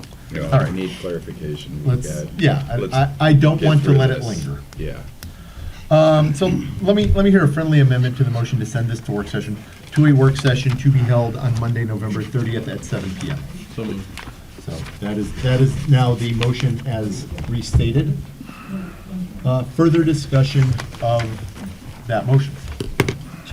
I guess, not relative to the motion, but in the interim, before we get something in place, how are we gonna enforce anything down there? I mean, is there gonna be a moratorium on enforcement? Or, I mean, if there's any issues, or, because it's so cloudy right now? I or think we're weedy going, right I think we're going to continue to address things the way we have been, which is through the good sense of our police department, I think our generally stated intentions because are clear. there's a difference between And I would like to think that we can go a month without any issues specifically now. Okay, I wasn't questioning Captain Ellsworth's authority, believe me, okay? Yeah. We just want to make sure we were all on the same page. Yeah, okay? and I think that's why we're gonna try to address it, and, you know, snowmobile season will be upon us soon. After that, boating season will be upon us, so there are issues to dig through that are, you know, fairly complicated here. This is an issue that's been a pain point for a long time. Okay, so, motion to hold the work session on November 30th, 7 PM, to address this. Seeing no further discussion, all in favor? Aye. Opposed? Motion carries. Okay, item F, recommendations from Park and Recreation Board. Mr. Duff, would you care to introduce the council reappointments, items 1 and 2, recommended by Park and Rec? Yes, Lynn Lewis, term expiring December 31st, 2018, and Jack Hansel, which would be the same date expiring. Okay, so I hear a motion to reappoint Lynn Lewis and Jack Hansel to the Park and Rec Board with terms expiring December 31st, 2018. Yep. Support. Motion Duff, second Stack. Further discussion? I think Lynn has done a great job. And Yeah, I don't think we can't lose Lynn. She's Yeah. worked hard on that, okay? Totally agree. Best person for it right now. All right, any further discussion? All in favor? Aye. Opposed? Motion carries. Park and Rec Board recommends council approve Santa Sam for Snacks with Santa as a cost not to exceed $225 as presented. As we know, Santa Jim passed. So, And Santa Jim was his mentor. He was, yeah. there we go. And I know Park and Rec met him Yes. and discussed it. Yeah, he definitely seemed like he would be a good fit for Good ho Santa. ho. Yeah. Good ho ho. We're all spared me growing my beard out again, so. I didn't even think of it. I'm getting there. Yeah. Bowl full of jelly indeed. Ho, ho, ho. Okay, so do I hear a motion? So moved. Support. Motion Duff, second Nagy to approve Santa Sam as our new Santa at cost not to exceed $225. Further discussion? Roll call vote? Nagy? Yes. Duff? Yes. Jack? Yes. Scott? Yes. Nedrum? Yes. Linkley? Yes. McGee? Yes. All right, motion carries.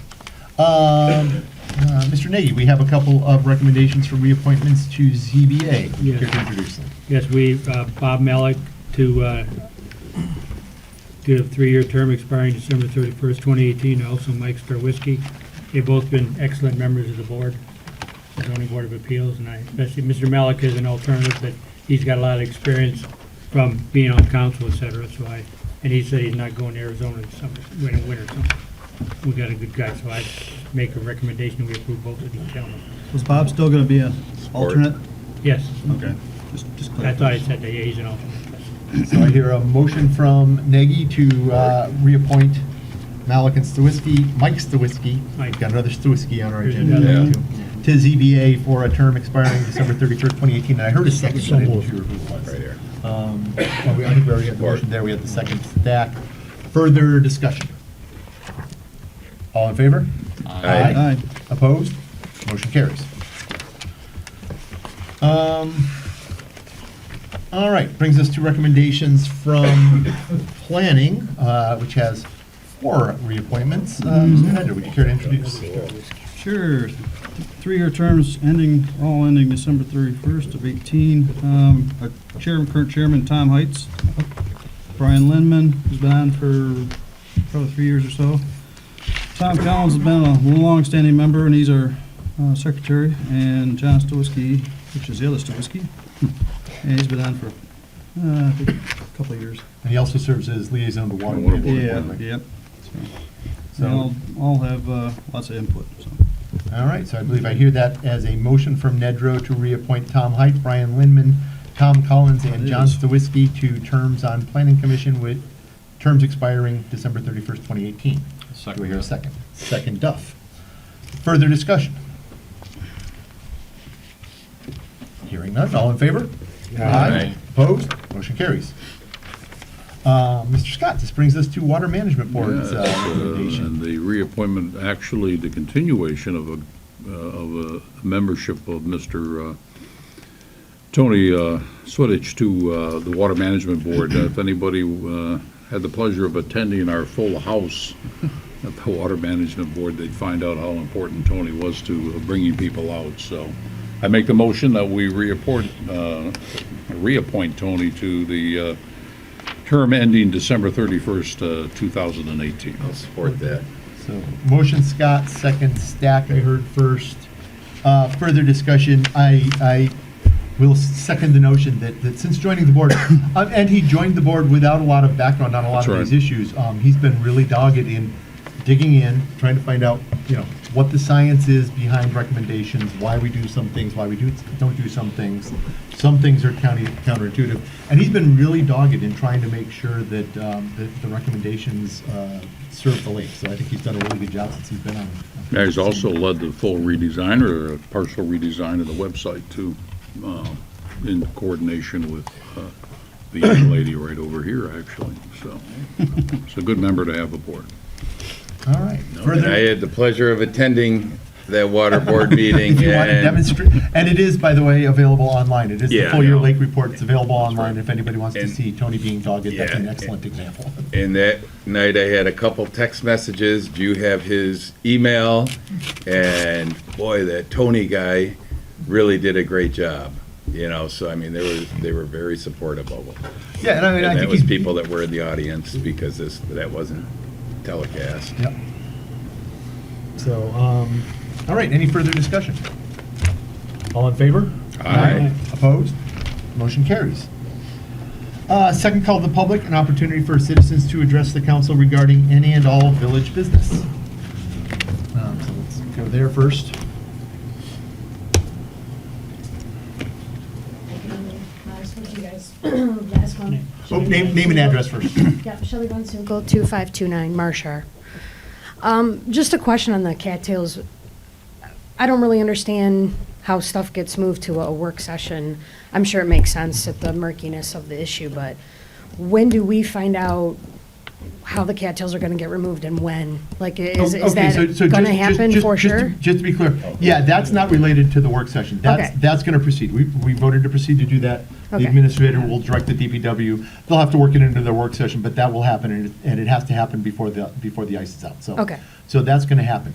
In terms of the work session will be to discuss the attorney's memo with regard to state law and how it impacts some of our road endings here. We have a variety of potential road endings. Also, the model road ending ordinance that she provided as a potential basis for a Wolverine Lake road ending ordinance. That will be Monday, November 30th. What we generally do at work sessions is we take an issue that is fairly complicated and we spend the whole session working on that. They tend to be less formal. We're not trying to accomplish all the business that happens in the monthly full session. And it really gives us a chance to dig in, talk about it. Members of the public are certainly welcome to attend that meeting. Give us your input there. We've had a lot of input already, but that's a meeting that we'll talk about that, and then whatever we find there, we'll bring back to our regular council meeting on the second Wednesday of December. Okay. Just one last thing. I think in good faith, I think some of you have really tried to solve the unfortunate situation that we're in, but to be even more direct, something to consider in the day and age we're in. My husband actually is from Germany. And when he came over here, he was told by the Secretary of State at Gale at the counter, no, you got to take a driver's test, everything else. We emailed the state governor website for the Secretary of State, no, that's not true. I got tired of it. I emailed the Secretary of State, actually emailed her, right? Because all of everybody's email addresses, including the governor's, are posted now. Within 5 minutes, my desk phone rang, and her assistant said, we just called the Wixom Secretary of State, go there tonight, ask for this lady, he doesn't have to take a driver's test, it's settled. That's what should happen here. And I respectfully, right on, buddy, you're totally right. You should step down. What you did is wrong, flat out. Okay, I'm sure maybe you are a very nice guy, but you've been a bully. You have. You police that area like it's your own. There's an ongoing track record of it established. And why isn't that enough for you guys to email the governor on your own? Put that on your agenda, man. Take the ball and run with it. Get the guy out. I mean, honestly, the next election's coming up. I'm going to be avid in making sure something changes. For sure. Because it's wrong. It's just wrong. But I appreciate those of you that had enough courage to stand up, because I can imagine that you probably get a lot of pressure politically. And the other guy on the board with the thing, I mean, really? Politicians don't have a history of abuse. I mean, this little case sums it up. Anthony Weiner, I mean, we could go on and on. You know, it's just, it's a small little village. You know, you're not the king of the lake, dude. You're just not. So thank you for standing up and saying something. I appreciate it. But I would urge you guys to take it to the next step. Do that yourselves, man. Email the governor. Do something. It's not right. Thank you for your time. Thank you. Anybody else, second call? Yes, sir.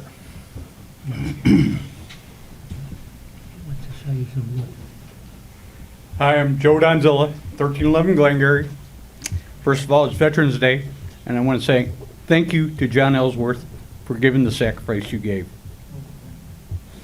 When this whole thing came out about Ed, you know, and I called John the next day. I said, well, John, what are you going to do about Ed? And he started laughing. He says, who is this? I says, this is Joe Donzilla. And then we started joking around about a lot of different things. And he says, technically, he didn't break any laws. Well, technically, I didn't break any laws either.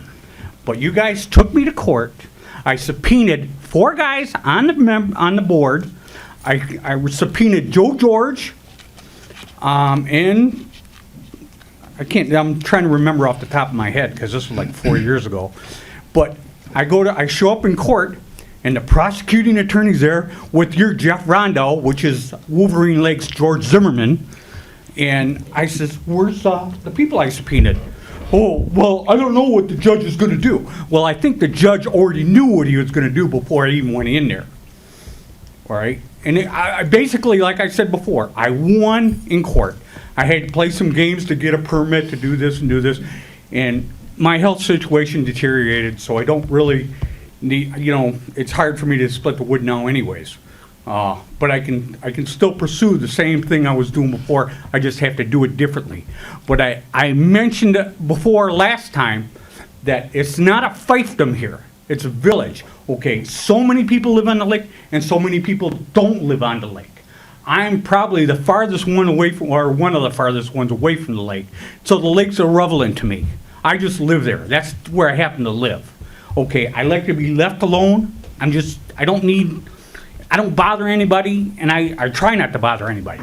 The guy that complained before didn't even live in the village. He lives on the north side of Glengarry. That's Commerce Township. He comes down here and he rants and raves. The cops know him because he rants and raves about everything. All right? And then, oh shit, now I've got it. Okay, so, it threw me off. I'm not a very good public speaker. Okay. All right, yeah, so That's okay, you still got a couple more I'm getting worked up, so I'm just saying, it's not a fiefdom here. It's about people that live in, it's 2 miles square. You gotta consider everybody in the village, not just, I called it Lord of the Village. Someone mentioned King, but that's another way of putting it. I mean, look at all the people in here. I don't remember what it was. I went through the village and I got over 100 signatures of everybody that didn't have a problem me doing what I did. Okay, I brought it to Sharon. I said, look, I got this. She goes, oh, it's in the books. It doesn't matter. It's in the books. I had all this in court, and like I said, I think the judge already knew what he was going to decide before he decided. I didn't need to present any of that stuff. But you guys need to wake up. I'm going home. Thank you. Anybody else, second call? Yes.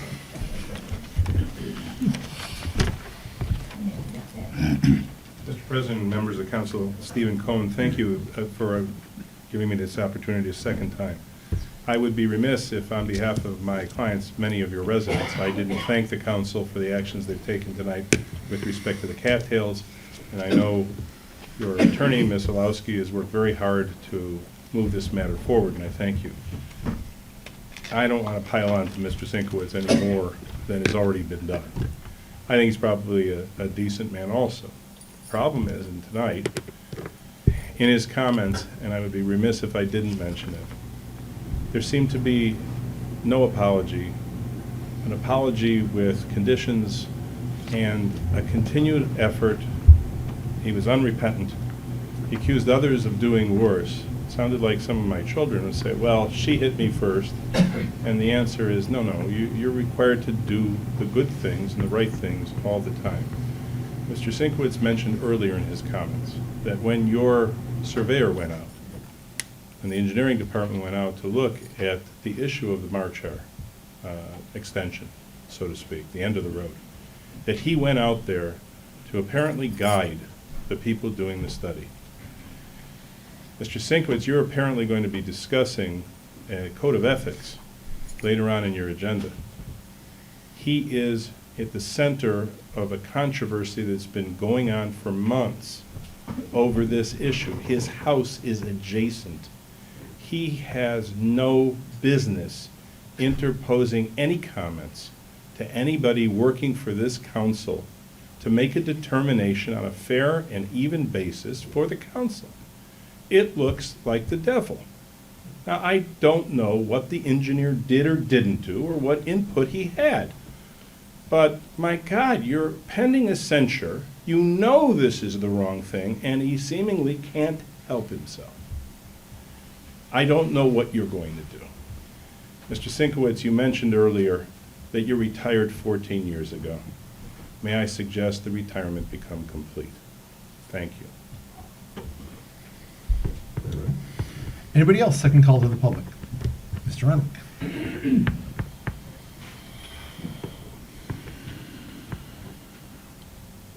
Dave Renwick, 685 Amenia. As I mentioned earlier, one of the reasons I got on council years ago was because of the ingress and egress issues on the lake and the road ends. We have a road end, a house and a street away from our house. And I was going down there after cutting the lawn in the summer and just walking right out into the lake and laying there in the water. And I was told I couldn't do that. And I could. At that time, I legally could. And today, if I was an absolute polar bear, I could do that right now, legally. Ingress and egress. Once you're in the water, you can do what you want pretty much. Outside of vandalize cattails, but anything else you can do. You can fish if you're standing in the water. You can swim if you're in the water. If your attorney has anything that's contrary to what I've just said, I'd love to hear it. Because there's plenty of opinions out there right now that state that is so. I even asked Captain Ellsworth if that was so, and he said, technically, I was correct, yes. So, you guys know that it's okay. You guys know that what those people in that video were trying to do is okay.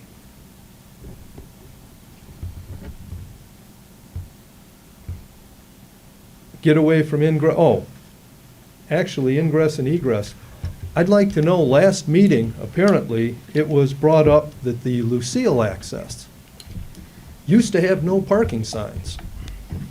And now there's actually a gravelled area there where people are parking all the time. And I'm really wondering about that because we've seen people chased off our access site, which also has no parking signs. It's just nobody's had the gall to remove them, like somebody did down at Lucille. I'd like to know, what about Lucille? Is that a lake access or is that not a lake access? Was it sold to the people that live on either side? Or is it still a lake access? Can anyone tell me that? We're going to look through them all at the work session. Oh, so in other words, people can just keep parking there for the next 30 days, whatever. 30 days, 10 years, 20 years, 30 years. Let's not take any action. Let's not really move forward. Let's just put it off. Okay. Falsehoods. In the video, I believe, or in one of the interviews, Mr. Sinkowitz has stated he's been on council for 30 years. I got news for you. That's a falsehood. Mr. Sinkowitz was defeated in the same election that I was. Second time I tried to run, I was defeated. Mr. Sinkowitz was defeated in that election. So he has not been on council for 30 years. That's a falsehood. And tonight, he stated he hasn't missed any meetings in the last 30 years, and I can tell you for a fact that that is a falsehood. I have been present for meetings that he did not attend. I have been present at meetings that he was not excused from. So that's just another falsehood. I'm sorry, it's falsehood after falsehood after falsehood. They just keep piling up. And contrary to what your attorney says, I'm sorry, a censure is not enough. And you guys, just with your little resolution of censure, basically defined misconduct in office. And Mr. Sinkowitz is accused of misconduct in office. And misconduct in office is grounds for removal from office. Take that action, for God's sake. Instead of sitting there looking at me, take that action. If you have to petition the governor, petition the governor. If you guys can't stand up on your own and do it, then let the governor do it. But for God's sake, get this over with. It's gone on long enough. Thank you. Thank you. Anybody else second call? Mr. Minnelli. Council, thank you for letting me speak on this the second time. I just wanted to say that, Bob obviously seems to be very upset about a lot of things in regards to what's happening on his property. I think he painted myself and my wife in a pretty bad picture. We are not bad people. We don't have a problem with Bob building a house there. We look forward to him building a house there. All we ask is build it within the rules and regulations of the village and the DEQ, and don't interfere with our property.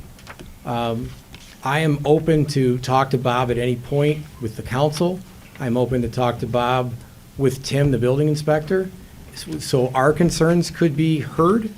Again, I have some big concerns because I've done some of my own research in regards to what he's planted near our home. And this is going to become a problem for us in the near future, not only as the trees grow up and out, but also as his roots grow down, not only into our foundation, but into our drain tile. So I hope in the future that council would be open to listen to other meetings. I know this might be not the thing to talk about today because we're here, to hear about Ed, which I do want to say something quickly about. But I hope that Bob understands our concerns. And attached to all the pictures I submitted was the letter that we received from his attorney. And you also have my response to his attorney, which he asked me to put. I am more than happy to work with Bob in regards to removal of the seawall that was on his property. But Bob knew the seawall was there when he bought it. It's not as though I added it afterwards. And again, happy to remove it, but Bob really has never discussed when he wants that done, except in this letter. So I just want to make it to the record.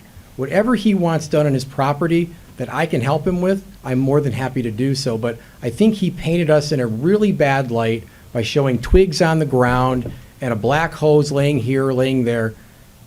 I can assure you, no one has gone onto his property that lives in my house.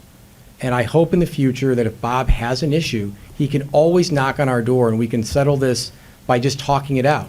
We don't need to have attorneys involved. We don't need to talk to counsel. I think two educated people could realistically figure this out. So I do, again, thank you so much for your time. And then in regards to Ed, I think Ed is a very, very good person. I've known Ed for a long time. I'm not going to gang up on Ed. I think the censorship is probably the right call in this situation. But I think everybody needs to understand that those shows are put together to make anybody look bad. And I know people who actually work for that particular gentleman, and that really is the design of that show. It's not set up to make him look good. It's set up to make him look bad. I'm not saying what he did was right or what he did was correct. And I think Ed understands he was wrong. But I think we have to look at the context of everything. And, this is a country of second chances. I think Ed has learned a valuable lesson, and I hope we can give Ed a second chance. Thank you. Anybody else second call? Lynn McCoy, 953 Wolverine Drive. Disappointed in all of you. I don't think you made the right call tonight.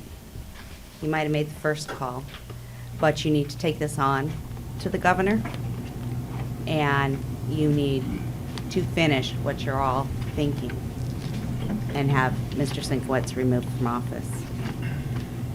The other option is, Mr. Sinkowitz, you were voted into office to represent the people of this village.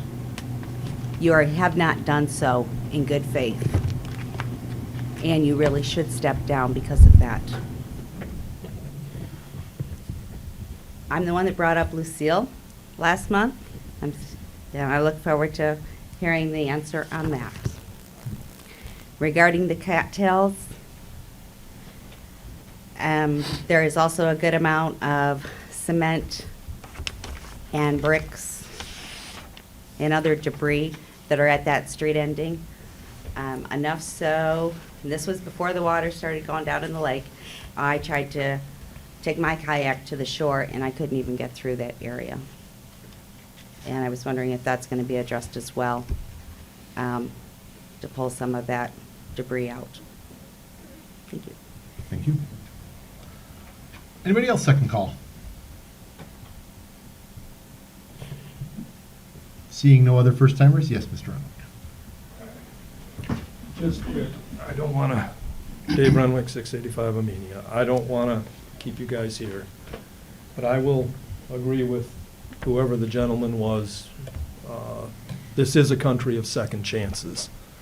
Unfortunately, this is Mr. Sinkowitz's fourth chance on this item. 3 strikes and you're out. Any court of law is not going to look kindly on a 4th offense. A 2nd offense, maybe some leeway, but the 4th, for God's sake, come on, do what needs to be done. Thank you. Anybody else second call to the public? Seeing none, I will close the second call to the public. Give me a moment to recover my agenda. All right, administration lobby updates. Administration recommends council approve the quote from Best Granite for new countertop and Mary Grove for motorized roll shutters for the lobby as presented. As I think many of you know, redoing a bit of the lobby to give it a bit of a new face with the new exterior of the building has been discussed more than once in here. So let me let the administrator present from there. What you see in front of you are some different, we received some quotes for some new countertops and for some new roll shutters, roll top shutters for the entryway there.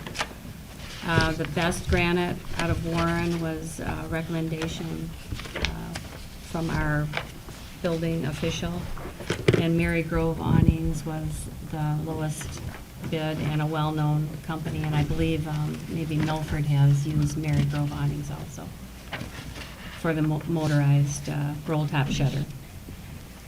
So that would replace the old swinging doors Yeah, that are the there. blue doors that haven't Fairly worked for the elderly. last 20 years, so. Quick question, and then I'll proceed to entertain a motion. What color would the granite be? It'll be something to match the floor that's already there, which is the white and gray type tile. We've looked at some samples already, and it's probably a white or a gray.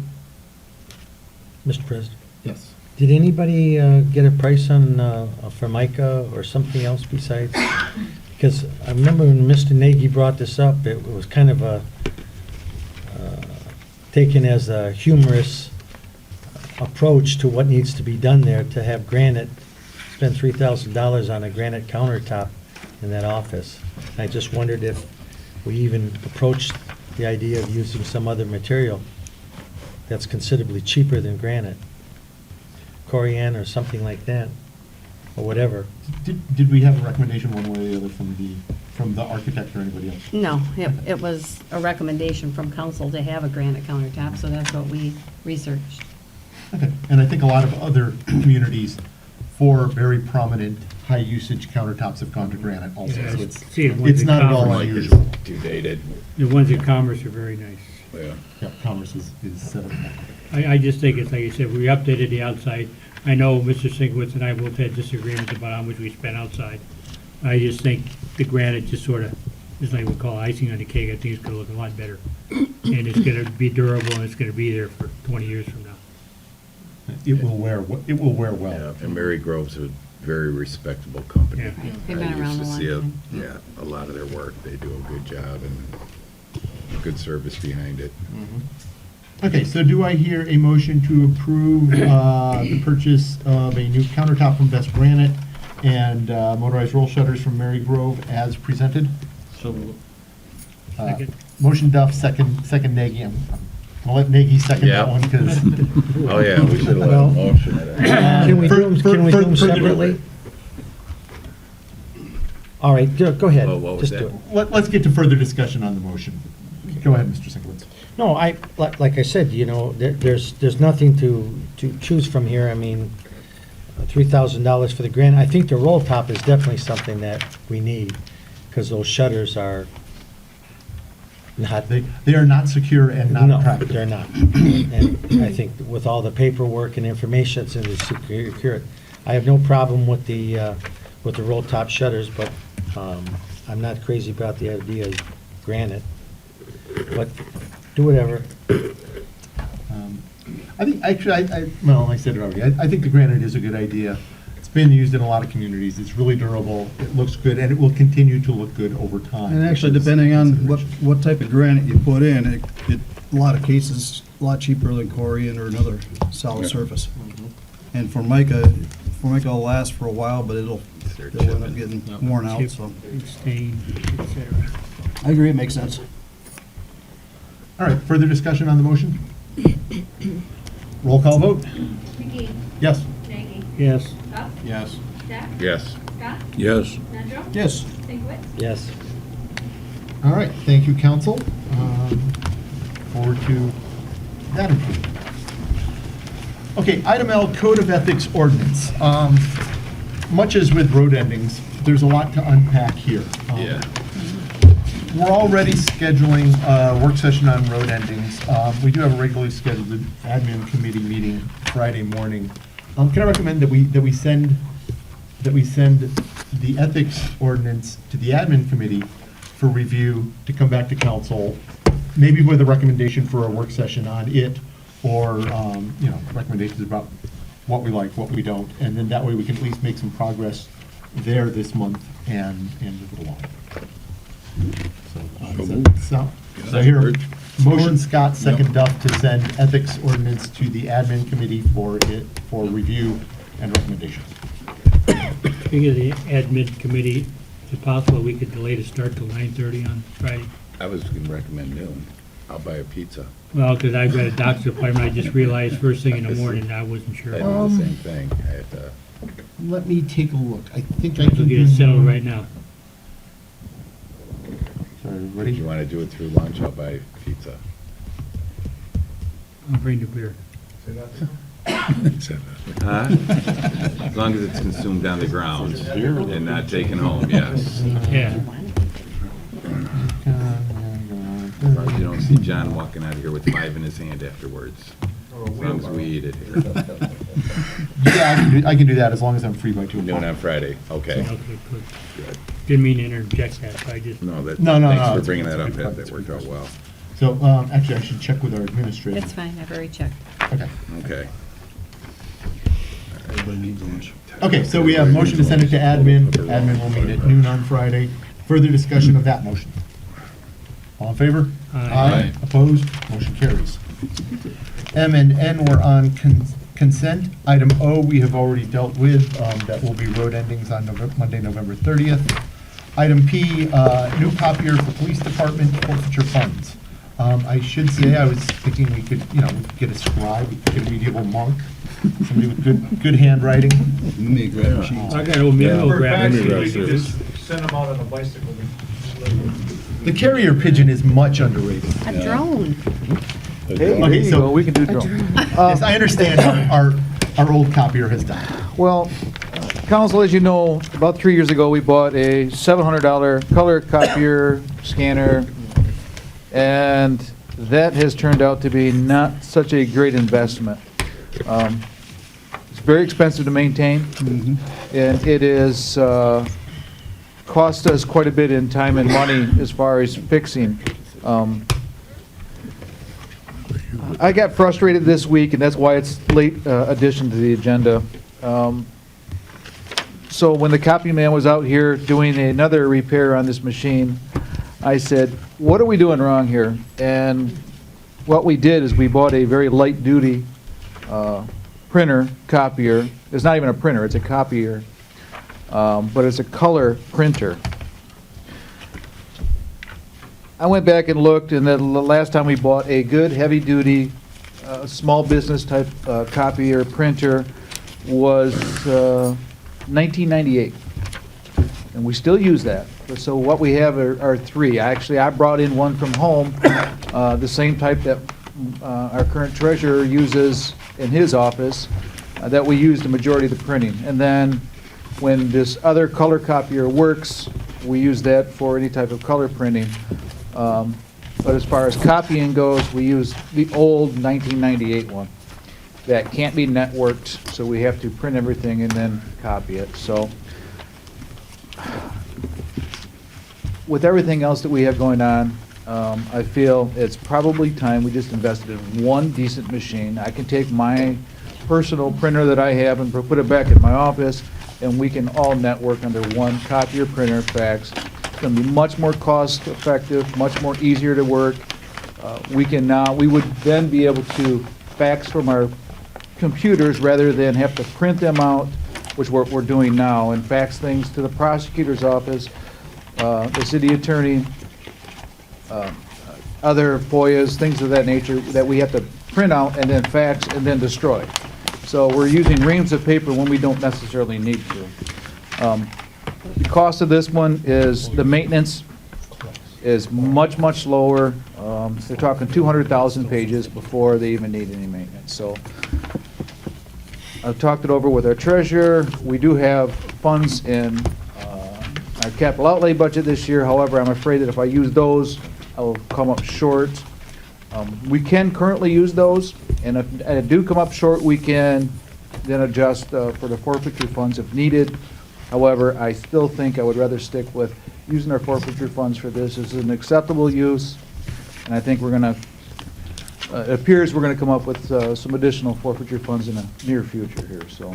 Okay, so just a couple things to be clear. So we would use forfeiture funds for the full cost of this one. Correct. And on the old one, which cost about $700, we're going to end up selling it back for $500. So we're really only out $200 for 3 Correct, or so and years. actually, he's agreed to list our other large copier that we bought in 1998. He thinks we can still get $300, $400, $500 out of that yet.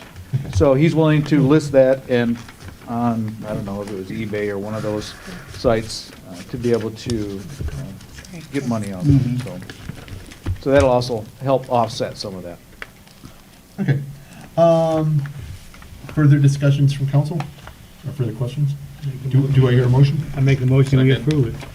So I hear a motion from Nagy, second from Duff, to approve the purchase of a copier printer for $3,998 from the copy man. funds to come from forfeiture monies. Further discussion? Roll call vote. Sinkwit. Yes. McGee. Yes. Maggie. Yes. Duff. Yes. Seth. Yes. Scott. Yes. Nedrow. Yes. Thank you, council. Okay, that is all we have on that. We do not currently have anything listed on pending business. That takes us to the update from Captain Ellsworth. Thank you. I got a couple things I just wanted to run by you, just so you're aware. On October 26th, a subject was arrested for a traffic violation and during an inventory search of his vehicle turned up $2,150 in cash, 4 cell phones, and over 400 tablets of varying kinds of synthetic narcotics. He was eventually charged with 5 felony counts of possession with intent to deliver narcotics and is currently being held in the Oakland County Jail. My next one, these are all going to tie together, and I'm bringing this up to a point. On November 8th, the subject was arrested for a traffic violation, and subsequent search of the vehicle revealed 2 loaded handguns in the vehicle. And these items were seized, and there's an investigation ongoing. What you see here is 2 things that indicate something that our village doesn't want to necessarily recognize, which is the drug traffic as well as guns and drugs and money and different things like that go together, crime. Unfortunately, the side effect of those drugs and guns are overdoses. We're looking right now, I've made contact with the Oakland Community Mental Health Center, and we are looking to train every one of our officers in the use of a life-saving drug called naloxone. It's known to restore breathing to victims in the midst of opiate overdoses. Now, when we talk about that, you don't realize it, but over the last 5 years, we've had 21 overdoses in the village of Wolverine Lake. People don't realize this. 21 overdoses in the village of Wolverine Lake alone. 7 of those have died. I've managed to save 2. I know Sergeant Cunningham has managed to save some. The Oakland County Sheriff's Department is using this Noxalone now, and since the beginning of the year, they've had over 17 saves in just their county alone. So this is something that it's coming out here, and I wanted you to know that we recognize it. It's coming on strong, and we are going to be doing something about it. But I just wanted you to realize that it is here, and we are taking steps to try to prevent that. Let me go to Mr. Stack first. For what's, and didn't they just make that an over-the-counter drug? They did. Yeah. However, due to our requirements in the police department as far as training and liability goes, we're going to make sure that we are very well trained in that, because anybody can go buy it right now. Right, over the right, counter. yeah. But we are going to make sure it's much more readily available. We are usually the first ones to respond on scene, and I've been on scenes where I've been absolutely heartbroken after doing CPR on a 24-year-old girl locally here, and I can't do anything about it, and that is a helpless feeling, and I don't want that feeling if I can help it. So I'll do everything I can to make sure that we're there, we're well prepared, and so that's one of the things we're doing. That being said, I just wanted you guys to be aware, we live in a beautiful community, we really do, but at the same time, there are dangers out there. And our guys and girls are going out there and performing remarkably well with the situation that they've been put in. So thank you guys for giving us the tools that we need to go forward. So the last thing I want to say is I wanted to personally thank the council, the village residents, especially Denny DeWitt, Joanne Sullivan, and Christy Nedrow for all their hard work that led to the success of the recent packing party that was held in this honor of our son Justin. Over 500 boxes were packed and shipped, and they were received. We got a lot of photographs from the guys over there. 637. Yeah, it was incredible. Yeah. And you know, it's been 11 years this Friday since Justin was killed. It seems like yesterday, but we appreciate you guys keeping his memory alive and doing things to honor him. So thank you very much. That's it. Just to update you on that, we got a $1,000 check for the Defender dogs last night. Excellent. From somebody over in Shanken. So. Great. All right. Anything else? No, that's it. Thank you very much. Thank you. Update from the treasurer. Mr. President, I heard from our friends at Simple Recycling. You recall that they presented a few months ago this concept of the idea that they were going to go village-wide and they were going to start to extract clothing from the waste stream. That's going to begin very soon. Their target date is December 1st. I just confirmed that yesterday. I hope that's the Tuesday. So there'll be some literature that goes out in advance of that. I've seen it. We've looked at the proofs. We've reviewed them here at the administrative level. So that's on track to start very soon. Secondly, you may know, or if you've been following developments at the state level, that the governor has signed into law the new legislation that is going to help fund roads and enhance improvements and so on and so forth. Very generally, I don't have anything that's agency-specific yet, but in very general terms, it looks like, and you may have read or heard also that this is going to be gradually kind of phased in.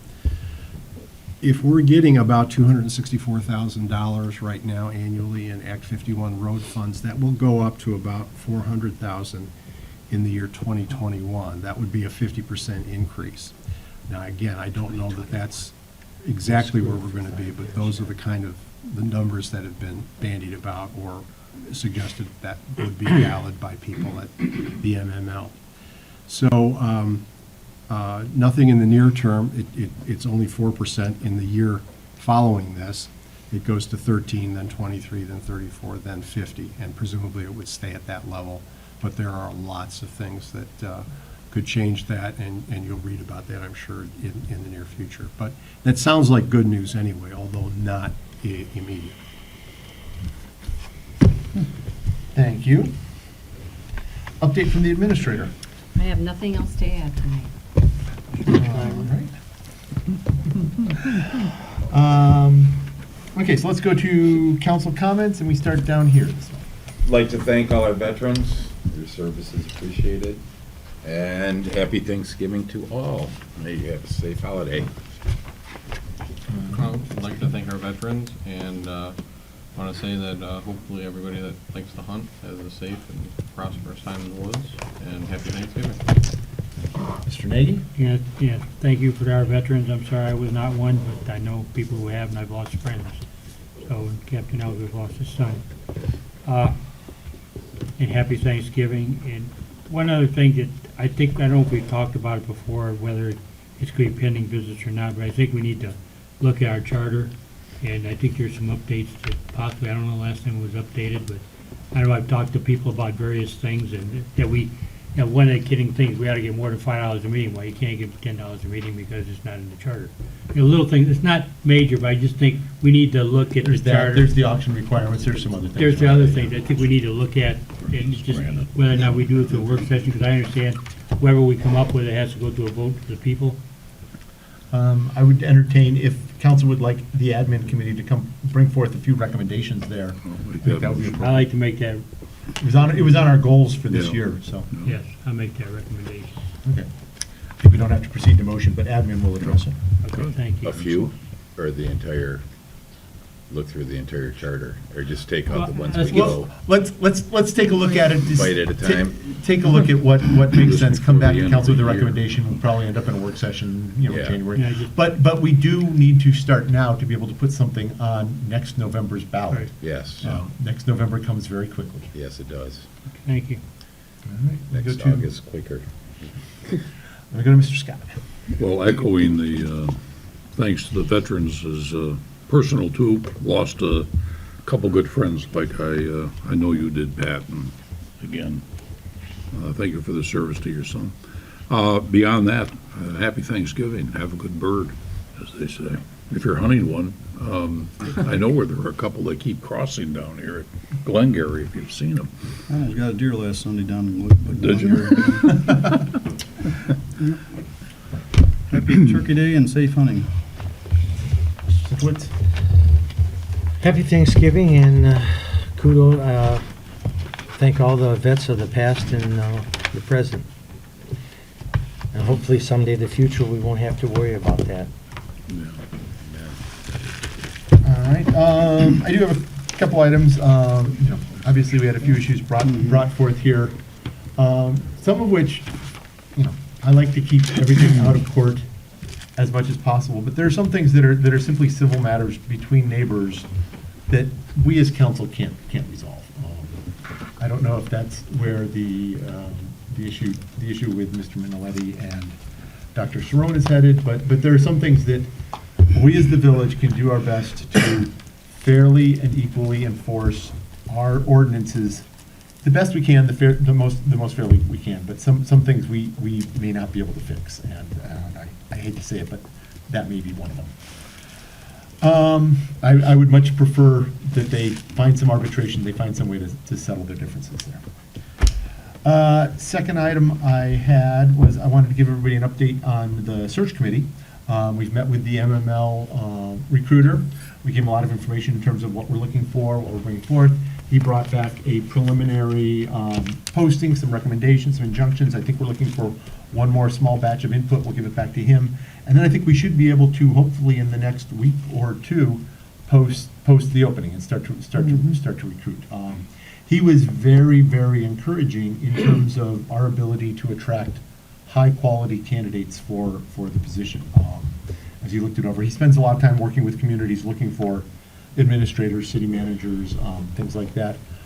He pointed to many things in the way that we're run organizationally, the way we've been run administratively, our financial position, where we are in our county. Our listing on niche.com is one of the top 5 suburbs to raise a family.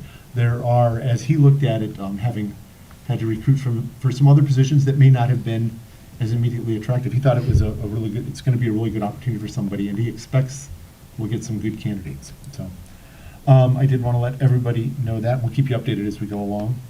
And then last item I had is also to thank the veterans. We, obviously the loss within our community and other individuals through the community. I have quite a few family members who have served in the military or are still serving in the military. So thank you to all of them. It's a tough gig and it deserves recognition. That's what I've got. I would at this point entertain a motion to adjourn to closed session to discuss a written legal opinion of counsel. So motion Nedrow, second Scott. All in favor? Aye. Opposed? That motion is carried. We are adjourned to closed session.